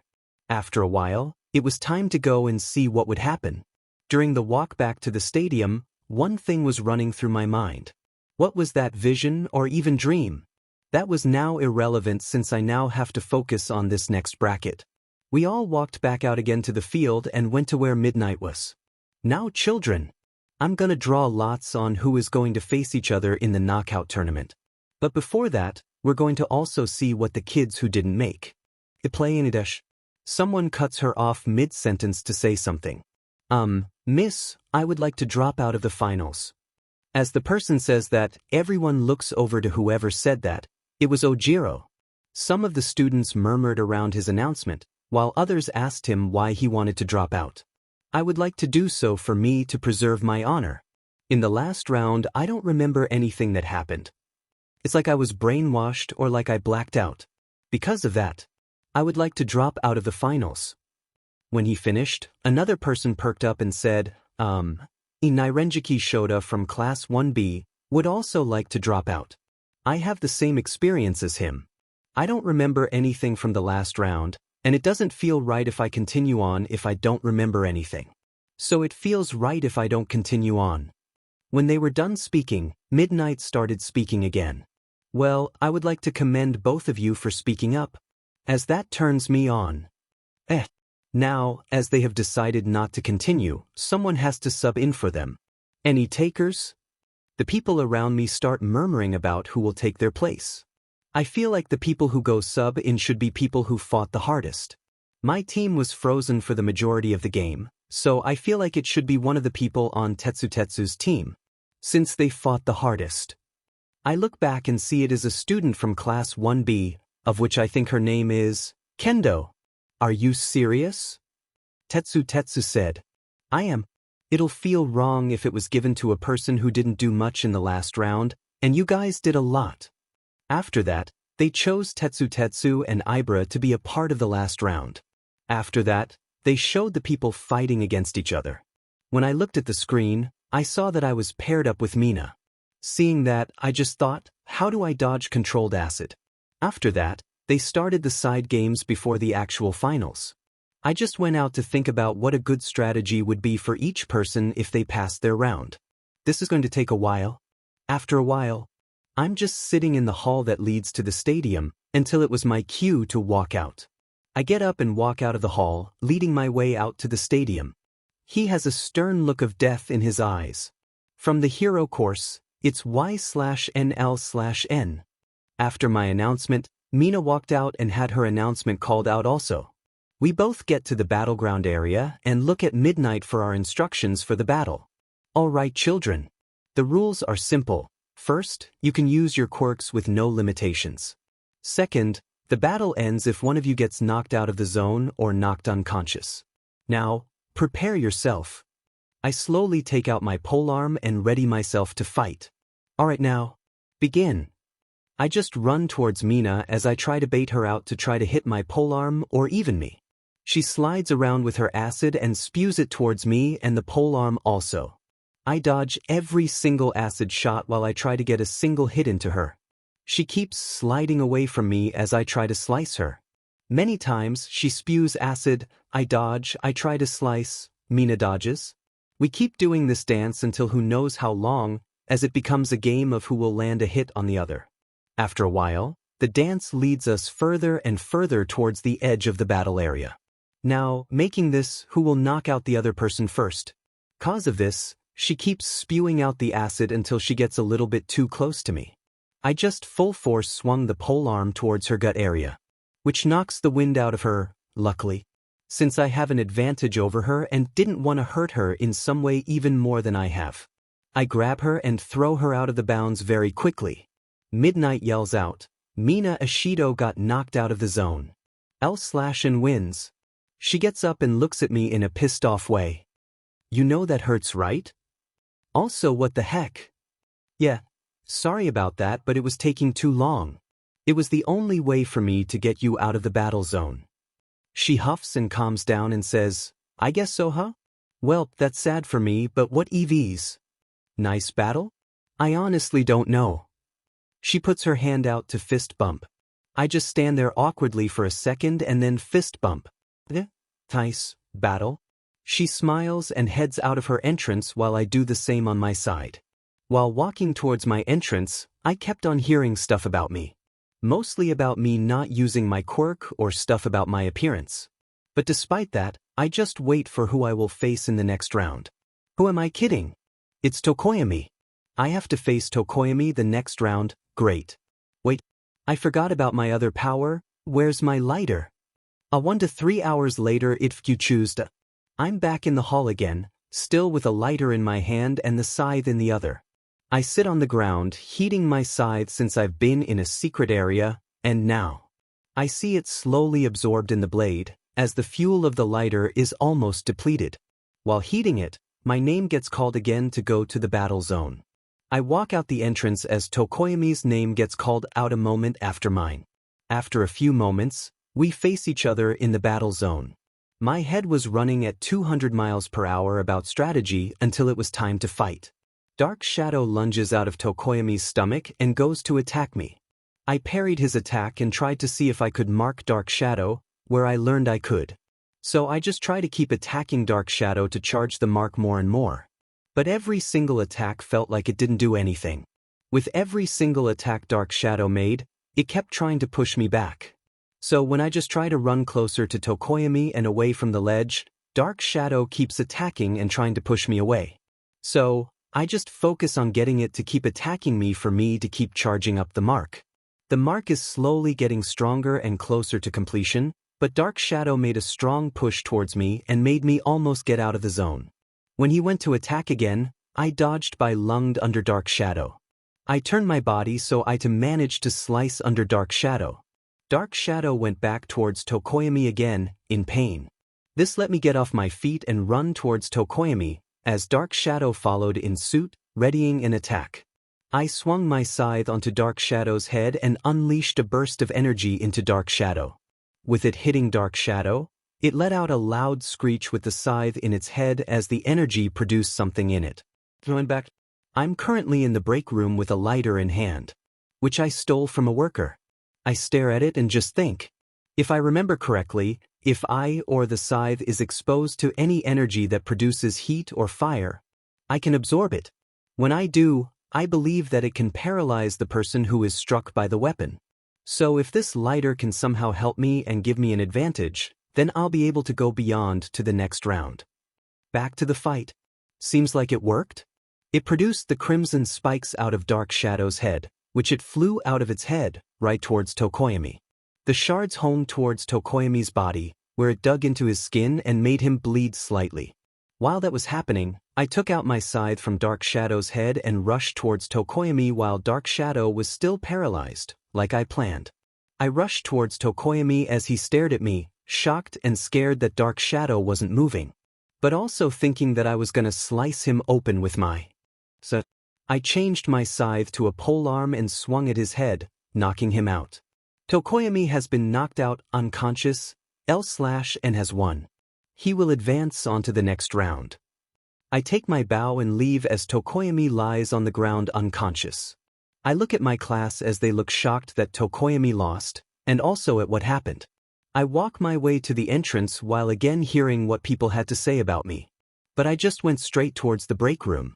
I walked into the break room, and I saw Bakugo sitting there. He stared at me and then rolled his eyes and went back to plotting. I ignore him and head towards a different table to sit at, so that I can rest in peace. I sat there in peace until he decided to speak up. So you won, huh? I just stared at him as he stared at me back. He already had his arms crossed and was tapping his finger on his bicep, waiting for my answer. Are you deaf? You won, right? Yeah. I did. Why are you asking me? Just for me to know that so I can beat your ass soon. You confuse me sometimes, but all right. I put my head down and closed my eyes, but I heard his footsteps coming towards me. It stopped when I felt like he was right in front of me. Hey, we're not done talking. What is there even to talk about? You're just going to talk and talk. Also, you're just going to brag. Remember last time? You kept on talking over me and not caring about what I had to say. That was different. Our class was being attacked by villains. I didn't even need to listen to your shitty observation crap or whatever. I sighed and then said, I guess so, huh? Well, your round is starting soon. You should go now. Also, I hope that you didn't jinx yourself. You haven't even won your round yet. He stared at me for a second before he huffed and walked away. Knowing how he acts, he might take my words to heart, so he can beat me next round. But that is a future statement at hand. Chapter 10. The Sports Festival, the last round. Notes. I have fully reconned your powers, so have fun, IG? Chapter text. I sat there, pondering about him. What happened to him? With that thing. I just sit there in silence for a while, resting my head on the table. I stared at that door, wondering if anyone would bust open the door. I decide to get up and head towards my class. I walk through the silent hallways of the stadium, with no noise besides the people and Bakugo's explosions. I manage to get lost and not find my way to my class. But I see Deku by the rail watching the fight between Bakugo and Kirishima. While Ida was walking towards him, Ida yells out for Deku's attention as he turns around and sees Ida first. Then me far away from them, staring with my eyes that possibly looked like a cat's wide eyes. Deku points me out as Ida walks over to him. He looks back and then yells out, Hey, L/N, come over here. I walk over to them and see what they have to talk about. Hey, so Deku, what happened to you again? He got surgery L/N, speaking about it, I'm assuming that it went well, right Midoriya? Yep, it did, thank you. So you're now up against Todoroki next round, huh? That is correct. I watched your fight closely, so maybe I could learn something from it. Yeah. Is Ingenium excited to see you've blown through the bracket? You know, he must be so proud of his little brother. I'm not sure. I called him earlier, but he was working. I wonder where he is working currently. If I remember correctly, he was assigned to Hosu for a bit. Maybe I'm wrong, but I feel uneasy. Deku felt bad for Ida not getting to call his brother, but Ida reassured him. No. It's for the best. When we do talk, maybe I can tell him that I won. Anyway, L/N. You passed your round, right? That means you're going to battle Kirishima or Bakugo. I guess so, but I do believe it will be BA-. With any time I speak up about something, it always seems to happen in real time. As Present Mike announces that Bakugo countered again, in which actually worked and is now making Kirishima break down his defense. After a few explosions, Kirishima goes down, making Bakugo the winner of this round. As I was about to predict, Bakugo would win. Present Mike announces the final four of Todoroki, Ida, me, and Bakugo, with our faces shown on the screen. After that, Ida walks off to prepare for his match against Todoroki, saying his goodbyes. I'll go too. I might have a prediction on how this is going to go down. See you, Deku. I do a slight wave at him and then leave. He does the same and then he goes to sit down. While walking, the tension in me goes haywire. All of the situations of this battle in my head keep having him win. I mean, he has a great quirk. How can I not beat that? You can absorb it. Not now. I'm too in my head. And I'm in your head. I can help you know. You want a full breakdown of your current powers? Come on, you know you want to win. Then the possibility of trying to beat that weird Scar guy. His name is Todoroki, and you are not going to help me. Why not? You're so stubborn. If you can remember your powers, maybe you can win. It honestly seems like you completely forgot about your powers. Just let me give you a full breakdown, and then I'm gone. Ugh, fine. Do it quick. Thank you. Your full power breakdown. Soul Zero, your eyes turn into a pitch black color with your signature red X's. You can absorb any type of energy that conducts heat. When you absorb the energy, you can produce a crimson crystal, of which that said crimson crystal can be a projectile when it is honed onto an object. Soul 1, you have been given your signature crimson scythe, which you can summon at any time. It can be changed into a polearm and can be shrunk into a mini scythe if you want. The absorption of energy can be absorbed through the blade of the scythe. But it can also be absorbed through any surface that is connected to your body. You have also been given another power that is connected to your eyes, the mark of death.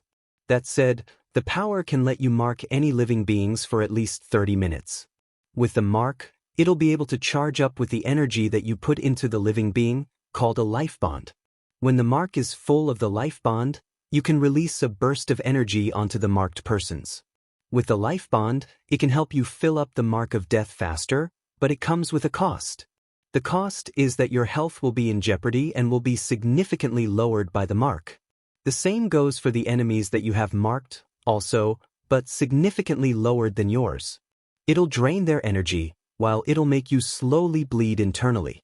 This will make you cough out blood, have bloody noses, and possibly fill your lungs with blood. But the burst of energy creates crimson-like spikes and spears that shoot out of the ground towards the targets. If your scythe is imbued with energy that produces heat, the burst will become more powerful and intense than if it does have. The damage from it also increases as they will burn and be paralyzed for 10 seconds. Soul 2, you have not reaped this yet. Soul 3, you have not reaped this yet. He is not here yet. End of full power breakdown. Did that help you one bit? Possibly. I don't know. Oh, come on. Just absorb his energy and possibly his life force. Can you just leave? I need to fully think. Fine. But I will come. But you can't get rid of me forever. I am literally attached to you. I know, just go. Just like that, he went away. I just stand there thinking, even if it was an easy thing to do, but it's complicated. I just walked towards the restrooms again, just in silence. When I got there, no one was there, and it was just silent except for the comments on Ida and Todoroki's fight. It just feels so desolate as it is something I'm used to. But that feeling is gone when he shows up again. Bakugo. He walks in, sees me, and walks over to me. Hey, I'm gonna tell you this only one time.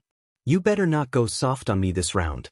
I want you to go all out, and don't do any wimpy bullcrap. Wow, what prompted you to do this? I feel like you should have said those things to Deku.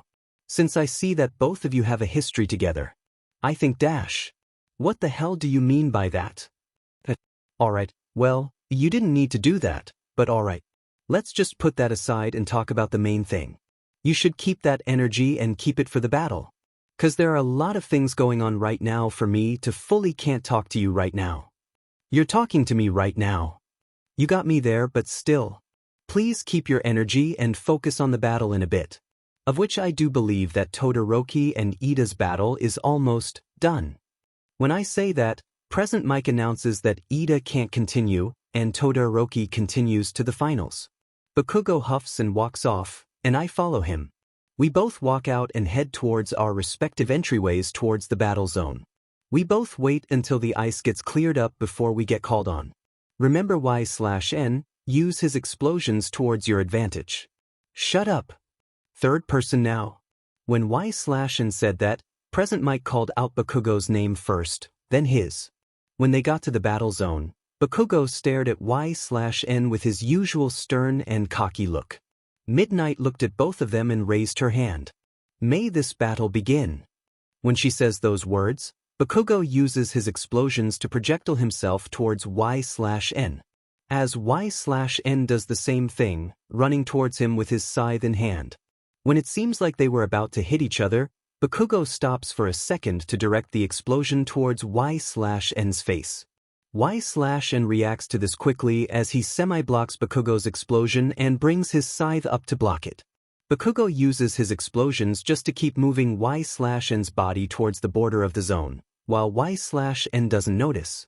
After a while, Y/N slowly starts to notice what Bakugo is doing. That is when he takes his first slash towards Bakugo, the second when he doesn't use his explosion. That first slash almost snagged Bakugo's shirt, with him dodging backwards after the first shot. When he went backwards, Y/N went immediately after him and kept on trying to stab Bakugo with his scythe. Each cut he tried to hit on Bakugo kept hitting the air, with him keeping on dodging each one. After a while, Bakugo notices an opening to dodge and use his explosion towards Y/N's chest.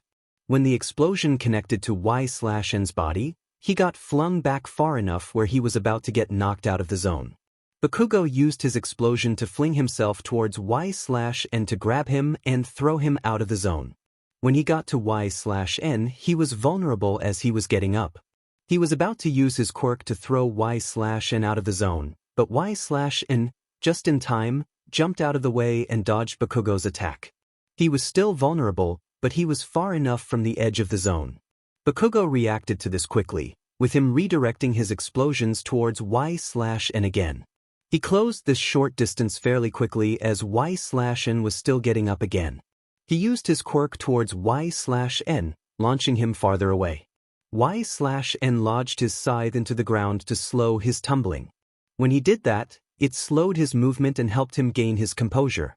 He looked up as Bakugo was approaching rapidly, with his hands out, sending out the explosions.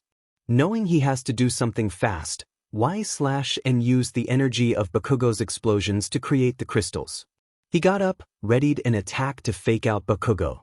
He tried to attack Bakugo by slashing, but missed entirely as Bakugo came closer. When Bakugo was at least a foot away from Y/N, the crystals that he created were finished and honed onto Bakugo.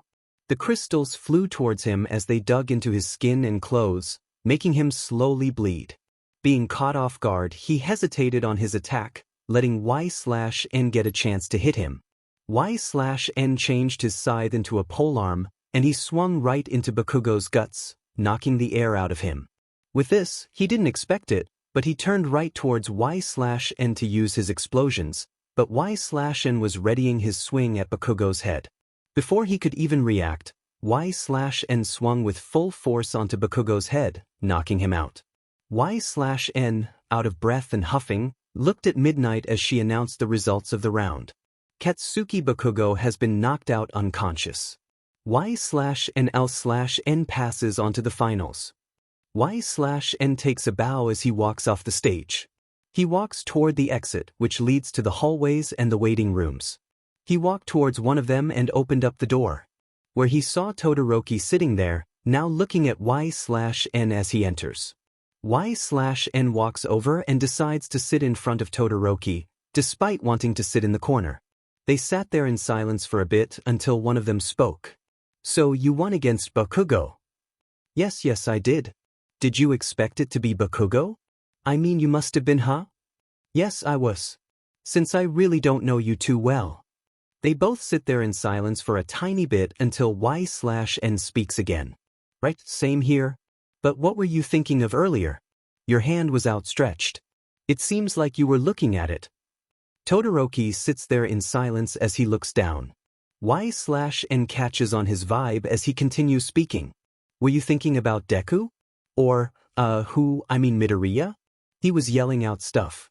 "About your quirk? Or was it encouraging you? Was it like, give me all you got?" It's yours. Your quirk, not his, or whatever. Y/N put both of his elbows on the table and put his hands under his head, almost like an interrogator. Was I correct or dash? He did say those things. You're friends with him, right? Did he say those things to you once? I've been his friend for a few days, weeks? I don't know. But all he does is just say positive things. He seems like a person who, I guess, might see the positives of people, with also, possibly, their insecurities. Todoroki sits there in silence as he takes in this information. Y/N looks at him closely, taking in all of his facial expressions, or even the lack thereof. Then, Y/N takes a deep breath, adjusts his seating, and continues talking. You're the son of Endeavor, right? You really don't need to confirm anything. There really is no one in Japan with a similar last name to yours. With your appearance also. Y/N stops talking for a second, as he carefully chooses his words, thinking about whether he should tell him. You know, you and I are similar in some ways. I won't say how, but I will say this. Whatever you are thinking about, keep it in the back of your head. Keep it until you are in a place where you can unpack your feelings. And not in a place like this. When you go out on the battlefield, try and give it your all. Y/N gets up from his chair as he gets ready to leave, leaving Todoroki to his thoughts. They stop by the doorway and look back at him. As he speaks, by the way, Todoroki, for you to fully give it your all, try using your other side. Even if it gives you pain to use it, try to, it might help with what's going on. Todoroki sits there in silence as he nods and then looks back towards his hands. Y/N then leaves the area to sit in the other waiting room, just to keep his own space. So, you picked up on my tactics, huh? Are you trying to be manipulative right now? Please say you are for me to be a proud father. I wasn't, sorta. I wanted to get some information, but he felt so sad. Or maybe empty. I couldn't just let him be like that. I needed to help him. I wanted to help him. Oh, boo, you've always been sensitive to people. What happened to you trying to toughen up, huh? Or did all that just go away? You've always been a softie. I guess all that training went down the drain. Alright, see ya. It seems like your match is about to start. As he says that, they were both called to the battle zone once again for the finals. With Y/N walking out towards the battlefield, Present Mike introduces him as the finalist that used his quirk the least out of all the qualifiers. Then, Todoroki was called out next, and he walked up towards the zone. When they both went towards their respective places, Present Mike presents the final round. Welcome to the final battle of the UA Sports Festival. In a moment here, we'll see which first years come out on top.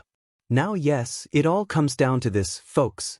From the hero course, Shoto Todoroki versus his classmate, Y/L/N. As the crowd cheers, Present Mike starts to announce again. Now begin the battle. When he yelled that, Todoroki unleashed a wall of ice, which immediately covered Y/N. The audience and Present Mike were shocked at how quickly the match ended with little tension. But slowly they hear a cracking noise, with they also see a faint, dark red glow come from the ice. After a few seconds, a huge chunk of ice pops out, with it being replaced by a similar crimson crystallized structure.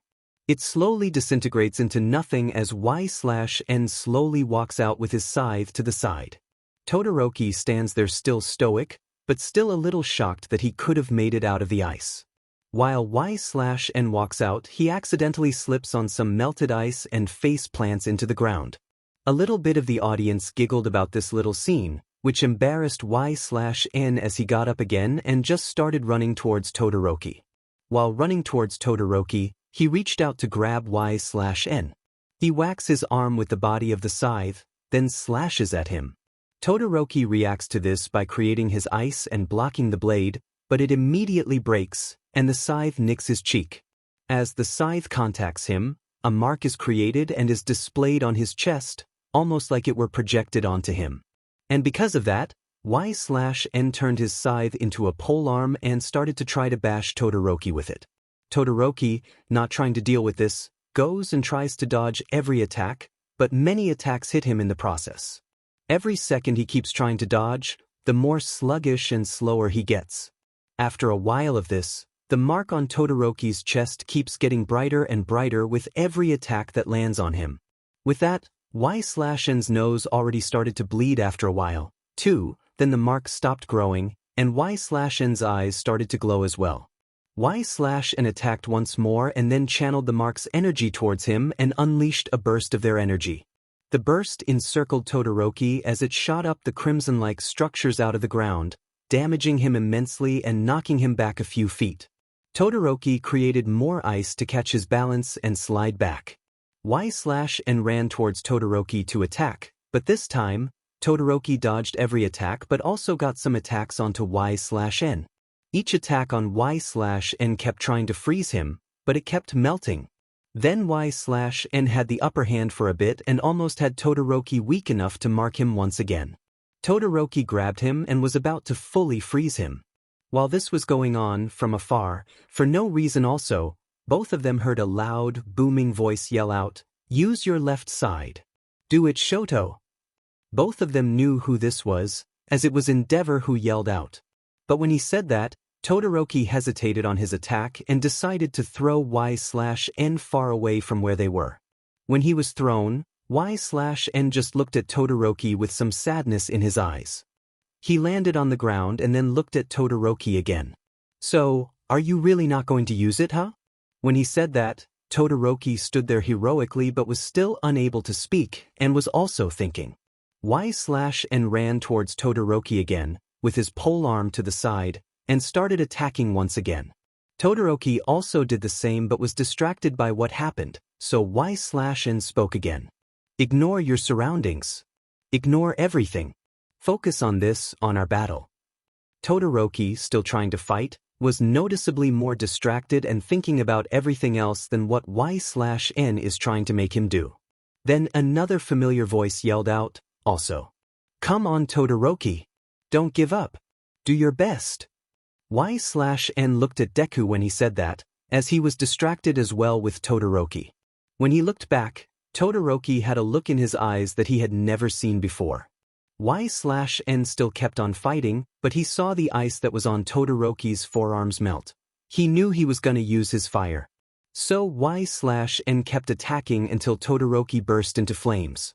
That is when he switches to his scythe and just slashes at his chest, causing a huge, shallow cut across it. Y/N used the remaining energy from Bakugo's explosions and Todoroki's slight use of his fire. Todoroki was paralyzed, then struck with a swift hit to the head with the polearm, knocking Todoroki unconscious. Shoto Todoroki has passed out. That means L/N is the winner. The crowd cheers for Y/N for his win, while Y/N stands there huffing, somewhat not knowing what happened, until Midnight walks up to him and just taps his shoulder to tell him he won. First person now. I look back to see Midnight standing there and saying, "Hey, you won. So let's get out of the battle zone for Todoroki to be picked up, alright." I nodded and just walked off the platform into the hallway leading towards the waiting rooms. Then it finally hit me. I won. I won the sports festival. When I got to the waiting room, I saw both of my guards bickering. "Come on, Mori. We at least have to give him something to congratulate him. Like a hug. Or the..." "No, Hoshino. You know he doesn't like hugs. Or even anything that involves touching. And, why are you acting like we're his parents? We're not. And to add one more thing, though." When she said that, she turned around and saw me standing there in the doorway. When Hoshino saw Mori turn, he turned right away to look at me also. I just did a slight wave at them and then walked towards them. They both congratulate me on my win and say, "Hey, Madam President said that if you won, then you can request something. I'm sure what you're going to ask is for a phone, right?" I do a slight nod at Mori, but I had a slight thought. So I tell them if it's possible or even okay. I was thinking of possibly something else also. I mean, I would really like a phone, but I kinda, sorta, made a deal with someone. They both look at me dumbfounded. Mori then immediately spoke up reprimanding me. "What do you mean that you made a deal with someone? When the hell was this? Back in the cavalry battle?" Mori pinched her nose bridge as she spoke again. "Why the hell did you do that?" Did you do that for like a spot? Or to guarantee your safety for something? I have a plan in the future that might need someone with his skills. Mostly his quirk. What's his quirk? Brainwashing. Mori stands there trying to piece something together to form what I was planning. What the hell are you planning that you need brainwashing? The plan is to essentially replace a kid in my class with him. He has the potential to become a very great stealth hero. I just dash. When the hell did you decide that you're the person who can pick and choose people in the hero course? He didn't get in because of his skills. Possibly he can, but still. You can't go around making deals with people that you want to work with. Then how can I try to convince you? You really cannot L/N. Then let me try to train him. Chapter 11.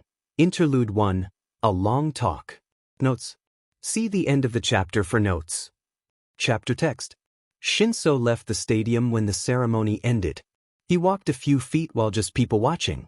He was a few feet away from leaving the area until he heard footsteps running behind him, with his name also being called.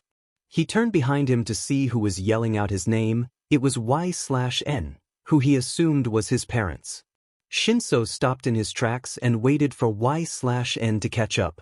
Hey, L/N, right? How are you doing after winning? I feel fine but want to talk to you before you leave. Shinso looked at Y/N weirdly as he nodded and straightened himself properly. Why do you want to talk? Is it about the deal? Yes, it very much correlates with the deal. I would like to talk in a private setting though, since people might look at us while talking. Shinso looked around and saw that there were already people looking at them. Y/N then gestured towards Shinso to follow him with his so-called parents he assumed. Shinso followed Y/N back towards the stadium, into a secluded room. It looked like a normal office resting room, with some seats, a few tables, and a few plants in different places in the room. Y/N gestures again for Shinso to take a seat, then Y/N sits down. When he sat down, Shinso followed suit. Then his parents stood behind Y/N, almost like guards. So what is this even about? It feels like I'm in the principal's office. It's about our agreement. I forgot to tell you that it wasn't really a 1 and 2 situation. I mean it kinda is but still. So, I didn't fully commit to the agreement. Essentially I used you to get further. Huh? You used me to get further? How can you even put that much faith into me? Well listen, I just believe that you were, in the moment, great to essentially use to progress me further. And you were. But right now, I want to make a new agreement. Shinso raised an eyebrow, his face confused. What do you mean by a new agreement? How is this going to be different from the last one? By me training you. Huh. Alright, just hear me out. What you give me is, first your silence, second your time, and third your freedom. My what? Okay listen. What I mean is that when I or someone else trains you, you don't have any say except for certain stuff. Like health reasons, or if you need a slight break. Next is what I give you. First, you are being trained by my watch and some others. Second, a plausible chance of the hero course. Third, getting rid of a certain grape head. Lastly, a slight special treatment from the Hero Commission and UA. Alright, so you give me all that if I accept? With also a backdoor option for you to opt out if you want. But it's only for the beginning of the contract. That is, if you do not appear at the training area within a week, then the agreement becomes null and you don't have to deal with anything else after that. So, do you want to shake on it? Y/N holds out his hand towards Shinso, to see if he would shake on it. Shinso looks at his hand, then at Y/N's. Is there anything else you have to say? When he said that, a slight glaze went over Y/N's eyes. Why yes, I do have something else I wanted to say. When dash. Before Y/N could speak, Mori jumped and covered his mouth. Reverse that right now. Shinso widened his eyes in surprise that she noticed that. So now a tiny bit scared, he let go of Y/N from his quirk, as his eyes are now back to normal. There he's back. He used his quirk on me, huh? Mori nods as she gets back to her position next to Hoshino. So you decided to use your quirk against me? You know, you could have just asked me and not brainwashed me. Y/and then walks towards Shinso, face to face, as they look down at Shinso. Shinso sat there, just staring as they stared at him. What are you doing? I'm going to tell you this one time. If you have any questions, ask me. But if you use your quirk on me when you should not have, you give me the right to also use mine. Essentially, letting me beat you until a pulp because you couldn't have asked a simple question. Now I'm gonna try to keep my composure, so are you going to shake my hand or not? Y/N got out of Shinso's face as he put out his hand to shake. Shinso sat there, uncomfortably as he just looked at Y/N's hand. Then he slowly put out his hand to shake it. Y/N took hold of his hand and gripped it tightly. Shinso looks down as his hand is getting crushed and is now slowly burning up. The heat increased until it was unbearable for Shinso, so he tried to get out of Y/N's grip. As it lasted, it ended quickly, with Y/N letting go after almost a minute. Shinso looked down at his palm as he saw a symbol on there. It looked simple yet complicated at the same time. It had an X shape, but each line of the X was winged. Then between the X, making a plus, there is a silhouette of little gems between each like. That symbol represents a fully contracted, contract. It does fade, making it impossible to see it with the naked eye, but under the light you might. Now, I'm gonna leave and I expect you will too. But again, this contract goes null if you don't show up at this address. When they said that, Y/N gave a location where Shinso had to go. I'll be waiting. Bye-bye now. When he said that, he walked out of the room with his guards following him. Shinso sat there in silence, then he got up and immediately left the stadium. He walked towards the train station, contemplating what he should do. But he decides to choose what he'll do when he's back at his house. Notes: A/N. So, you like? But actually, I made this interlude as a filler before transitioning to the next saga or whatever. I really do like this as a transition and I might keep doing it. The next part may or may not be out at the end of the month or in a week or two. Mostly because I started school like a week ago, so I'll take a while to actually fully make a part. Mostly if I'm gonna write like 3-4K plus words. So yeah. See ya. I'm tired of. Chapter 12. Hero Names and Interning Sheets. Chapter Text. We finally got back to school at least 2 days after the festival. During those 2 days, I got a phone as a gift since I won the sports festival. Also, on the day I went out to buy the phone, instead of ignoring me, they decided to talk to me about my win because I have a recognizable face. But besides that, it's back to school for us. During the ride there, I saw Deku walking ahead by himself. So I thought, why not walk with him since he's a new friend? So I decided to ask, can I get out here, please? I see one of my friends up ahead, and I could just walk with him. Is that okay? Hoshino immediately spoke up, yes. Of course, I'm pretty sure that the rule states that if you're on UA's property, you don't need one of us around. So yeah, go ahead, walk with your friend. When he said that, he slowed down the car and let me out. I opened my umbrella and waved goodbye to Hoshino. I hurried toward Deku and called out his name. He turned toward me in shock, as he had mostly seen me get to school before him. Oh, hey L/N. How are you after your win? I'm doing okay. I got spotted once while shopping, so I think that sums it up. Not really, but kind of, huh? Anyway, what are you doing here before me? You usually arrive earlier. Oh, woke up late and had to be dropped off later than usual. Huh, I guess that makes sense. After that, we just walked in silence, taking in the rainy day and how peaceful it was. I then think of what had been bothering me lately. What happened to Ida? Hey Dad, what happened with Ida? Midnight announced that he was absent because of family issues. Didn't you hear? His brother was attacked in Hosu while on patrol. They think it was the work of the hero killer. When he said that, a slight shiver went down my spine. I know who that is, as he had killed 17 heroes and injured 24, with no recovery. The man is being tracked by the HPSC but hasn't been caught yet. I remember hearing that a hero was involved in an incident, but I never knew it was Ida's brother. Hey, are you okay? You're drifting off there. Oh yeah, I'm fine. I'm just shocked that Ida's brother went through that. Having someone close to you, someone you look up to, go through something like that seems a lot. Then we walked in silence again until we heard someone running behind us. Good morning, Midoriya and L/N.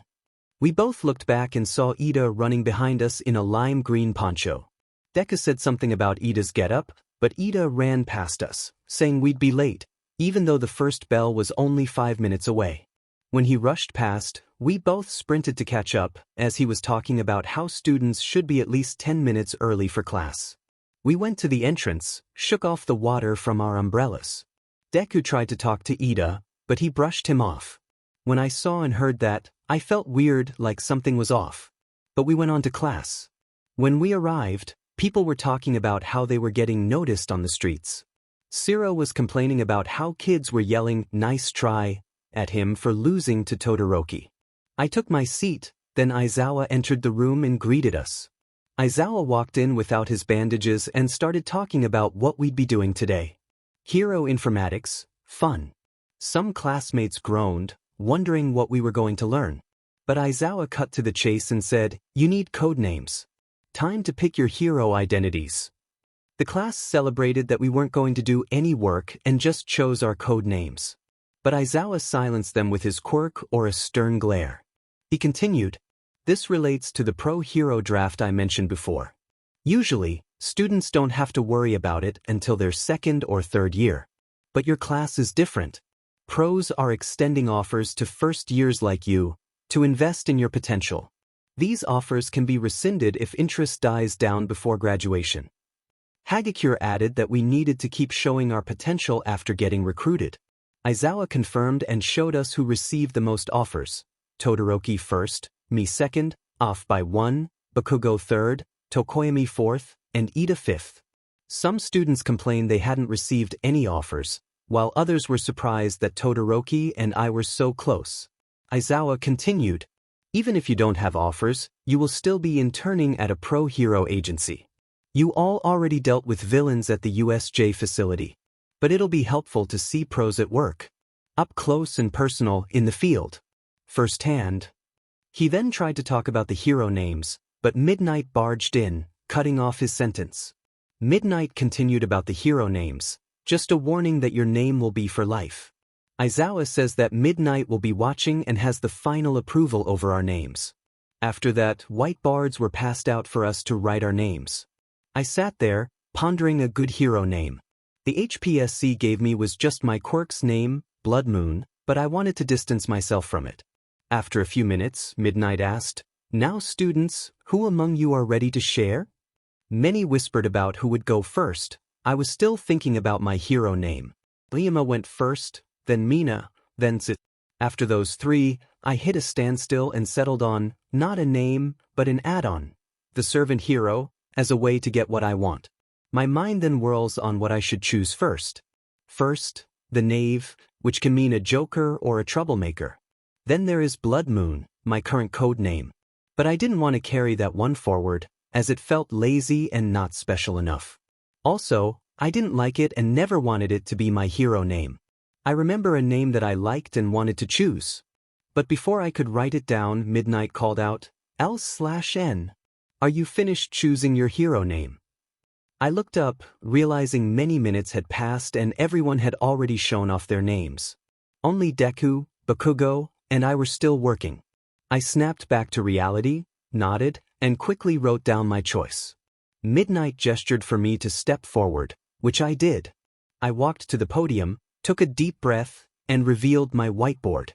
Mine is the servant hero, Arlecchino. The class looked puzzled, and Midnight asked, "So, your hero name is Arlecchino? What does that mean?" It's a character from Italian theater, Commedia dell'arte, which he is also a comedic character. But he is also known for being a hero in the story and how the name translates to Harlequin. Alright. Then I guess it's approved, still a little confusing but okay. I nod and then go sit down. I mean, the character is also known to be a trickster and cunning. Also with his physical tricks that he can do. But I would rather not dwell on the topic long enough, since this is the only thing that I've learned in the HPSC. But now it's time for me to just wait and see who the pros are that wanted me. A while later. It was a little while later when Aizawa started talking about the internships again. Now, these internships will last for 1 week. As for who you will be working with, those of you who were on the board will choose from among your offers, everyone else will have a different list. Now you have a lot to think about. Over 40 pro hero agencies have agreed to take on interns from your class. Aizawa then went on about choosing your preferred specialties, and then he passed out each one of our lists. He told us that we have 2 days to pick and then dismiss the class. I looked at my list and saw Hawk's agency alongside Best Genus agency as one of the top options. Every other pro was either a hero that fit my specialties or some random hero trying to shoot their shot. I stared at those first two wondering, do I really have a choice to pick who I want? So, I wrote down Hawk's agency and then walked over toward Ida to see how he's doing. I stand over his shoulder and look at what he's writing. Hosu City, Tokyo, Normal Hero, Manual Agency. So, Manual's agency, huh? I really thought you would have picked a pro ranked higher or a hero with expertise you're used to. Not a hero with a water manipulation quirk. When I said that, he slightly jumped a little, scared of me popping out of nowhere. Oh, L/N, you scared me. But yes, I am picking Manual. Even if we don't have similarities, it doesn't mean I can't still learn from him. Well, yes, you can learn from him, but I don't get why you picked a patrolling hero. In Hosa, why is that? Ida paused a second and then said, well, I do believe I will be a patrolling hero in the future. Since Manual is one, I decided to choose him. But, are you emphasizing Hosu? Well, this might still be a touchy subject for you, but I only mention it because of your brother's incident. I was just thinking dash. Well, you're thinking wrong then. Listen, you don't have to worry about me. It's fine. Besides that, where are you interning? Right. I've been thinking about interning at Hawk's agency. He sent me an offer. So, you're going to go to Hawk's agency? Isn't that all the way in Fukuoka? I confirm, since we spoke before he left to turn in his intern sheet, and I followed up later. When I got there, I saw Aizawa talking about Ida's internship sheet. I guess he also has the same suspicions as me. After that, I turned in my internship sheet to Aizawa, then left to go back to class to grab my stuff. When I arrive back, I see Deku and Uraraka leaving and calling for Ida, but he wasn't there as he had just left. They then see me and call out if I want to come walk with them. I politely declined, yet they insisted that I walk with them. I hesitantly obliged and decided to go walk with them, but when we were leaving, All Might came speeding by to get Deku. Now it was me and Uraraka. We walked for a bit after Deku was kidnapped by All Might until Uraraka asked me a question. So, why/N? Where are you going to intern? When she said that, I slightly panicked and tried to come up with something quick to answer her question. Right, I'm going to intern at Hawk's agency. He sent me an offer, and I didn't want to decline the third pro hero. When I said that, I wanted to barf in my mouth seeing that I'm speaking highly of Kigo. Having to deal with him like a big brother was one thing, but speaking highly of him is already bad enough. Whoa, that's so cool. Getting an offer from him is so amazing, since, he's so big in the hero world. Yeah, he really is. I say with my teeth clenched. So, Uraraka, where are you interning at? Oh, I'm interning at Gunhead's agency. I really wanted to intern with him ever since I fought Bakugo. I'm honestly thinking differently from what I wanted to be. Which is, I really wanted to be a support hero like 13. Help people out with my gravity quirk, since it could help take out rubble or anything that's making someone stuck in something. That's what I wanted to be. But the feeling of that changed after I fought Bakugo. So I sorta want to become a jack of all trades. A fighter and a supporter. That's me. Huh, that's actually interesting. I've never been able to do that before, having my own choices. You never what? Nothing. I'm just talking to myself. But that's really again interesting. I know, right? Anyway, I guess that's it. I really can't wait for us to go intern and learn a lot of stuff. Right? A few days later, it was a few days after we turned in our interning sheets. Now we were standing in a train station heading our way towards our internships. We all had our hero costumes and everything situated for us to head out. Aizawa was briefing us details about how to behave during our internships. After that, he bid us a farewell and left us to board our trains to our destinations. Uraraka, Deku, and I went to Ida to bid our farewells to him, but also to check in with him. Ida, wait. Deku paused for a bit for us to catch up to Ida. Hey, if you ever want to talk, just let us know. We're friends, right? Uraraka and I both agreed and nodded, letting Ida know he can talk to us also. Ida slowly turned to face us, letting out only a yes. He stared at us with a dead expression, with no glimmer in his eyes. He then turned around and walked towards his train. We three stood there for a bit, not knowing what to do. But we knew that we couldn't stand there, so we said our goodbyes and went towards our respective trains. I boarded mine and went to my seat next to the window. I looked out at some of my classmates still waiting for their trains. After that, my train started to shake into power as I started heading to Fukuoka to see Big Brother. All I could think of was Ida and his internship. His expression, attitude, and pushiness on the topic of his well-being. All I know is that he is going to kill himself doing what he's going to do. As I have done it before. Successfully.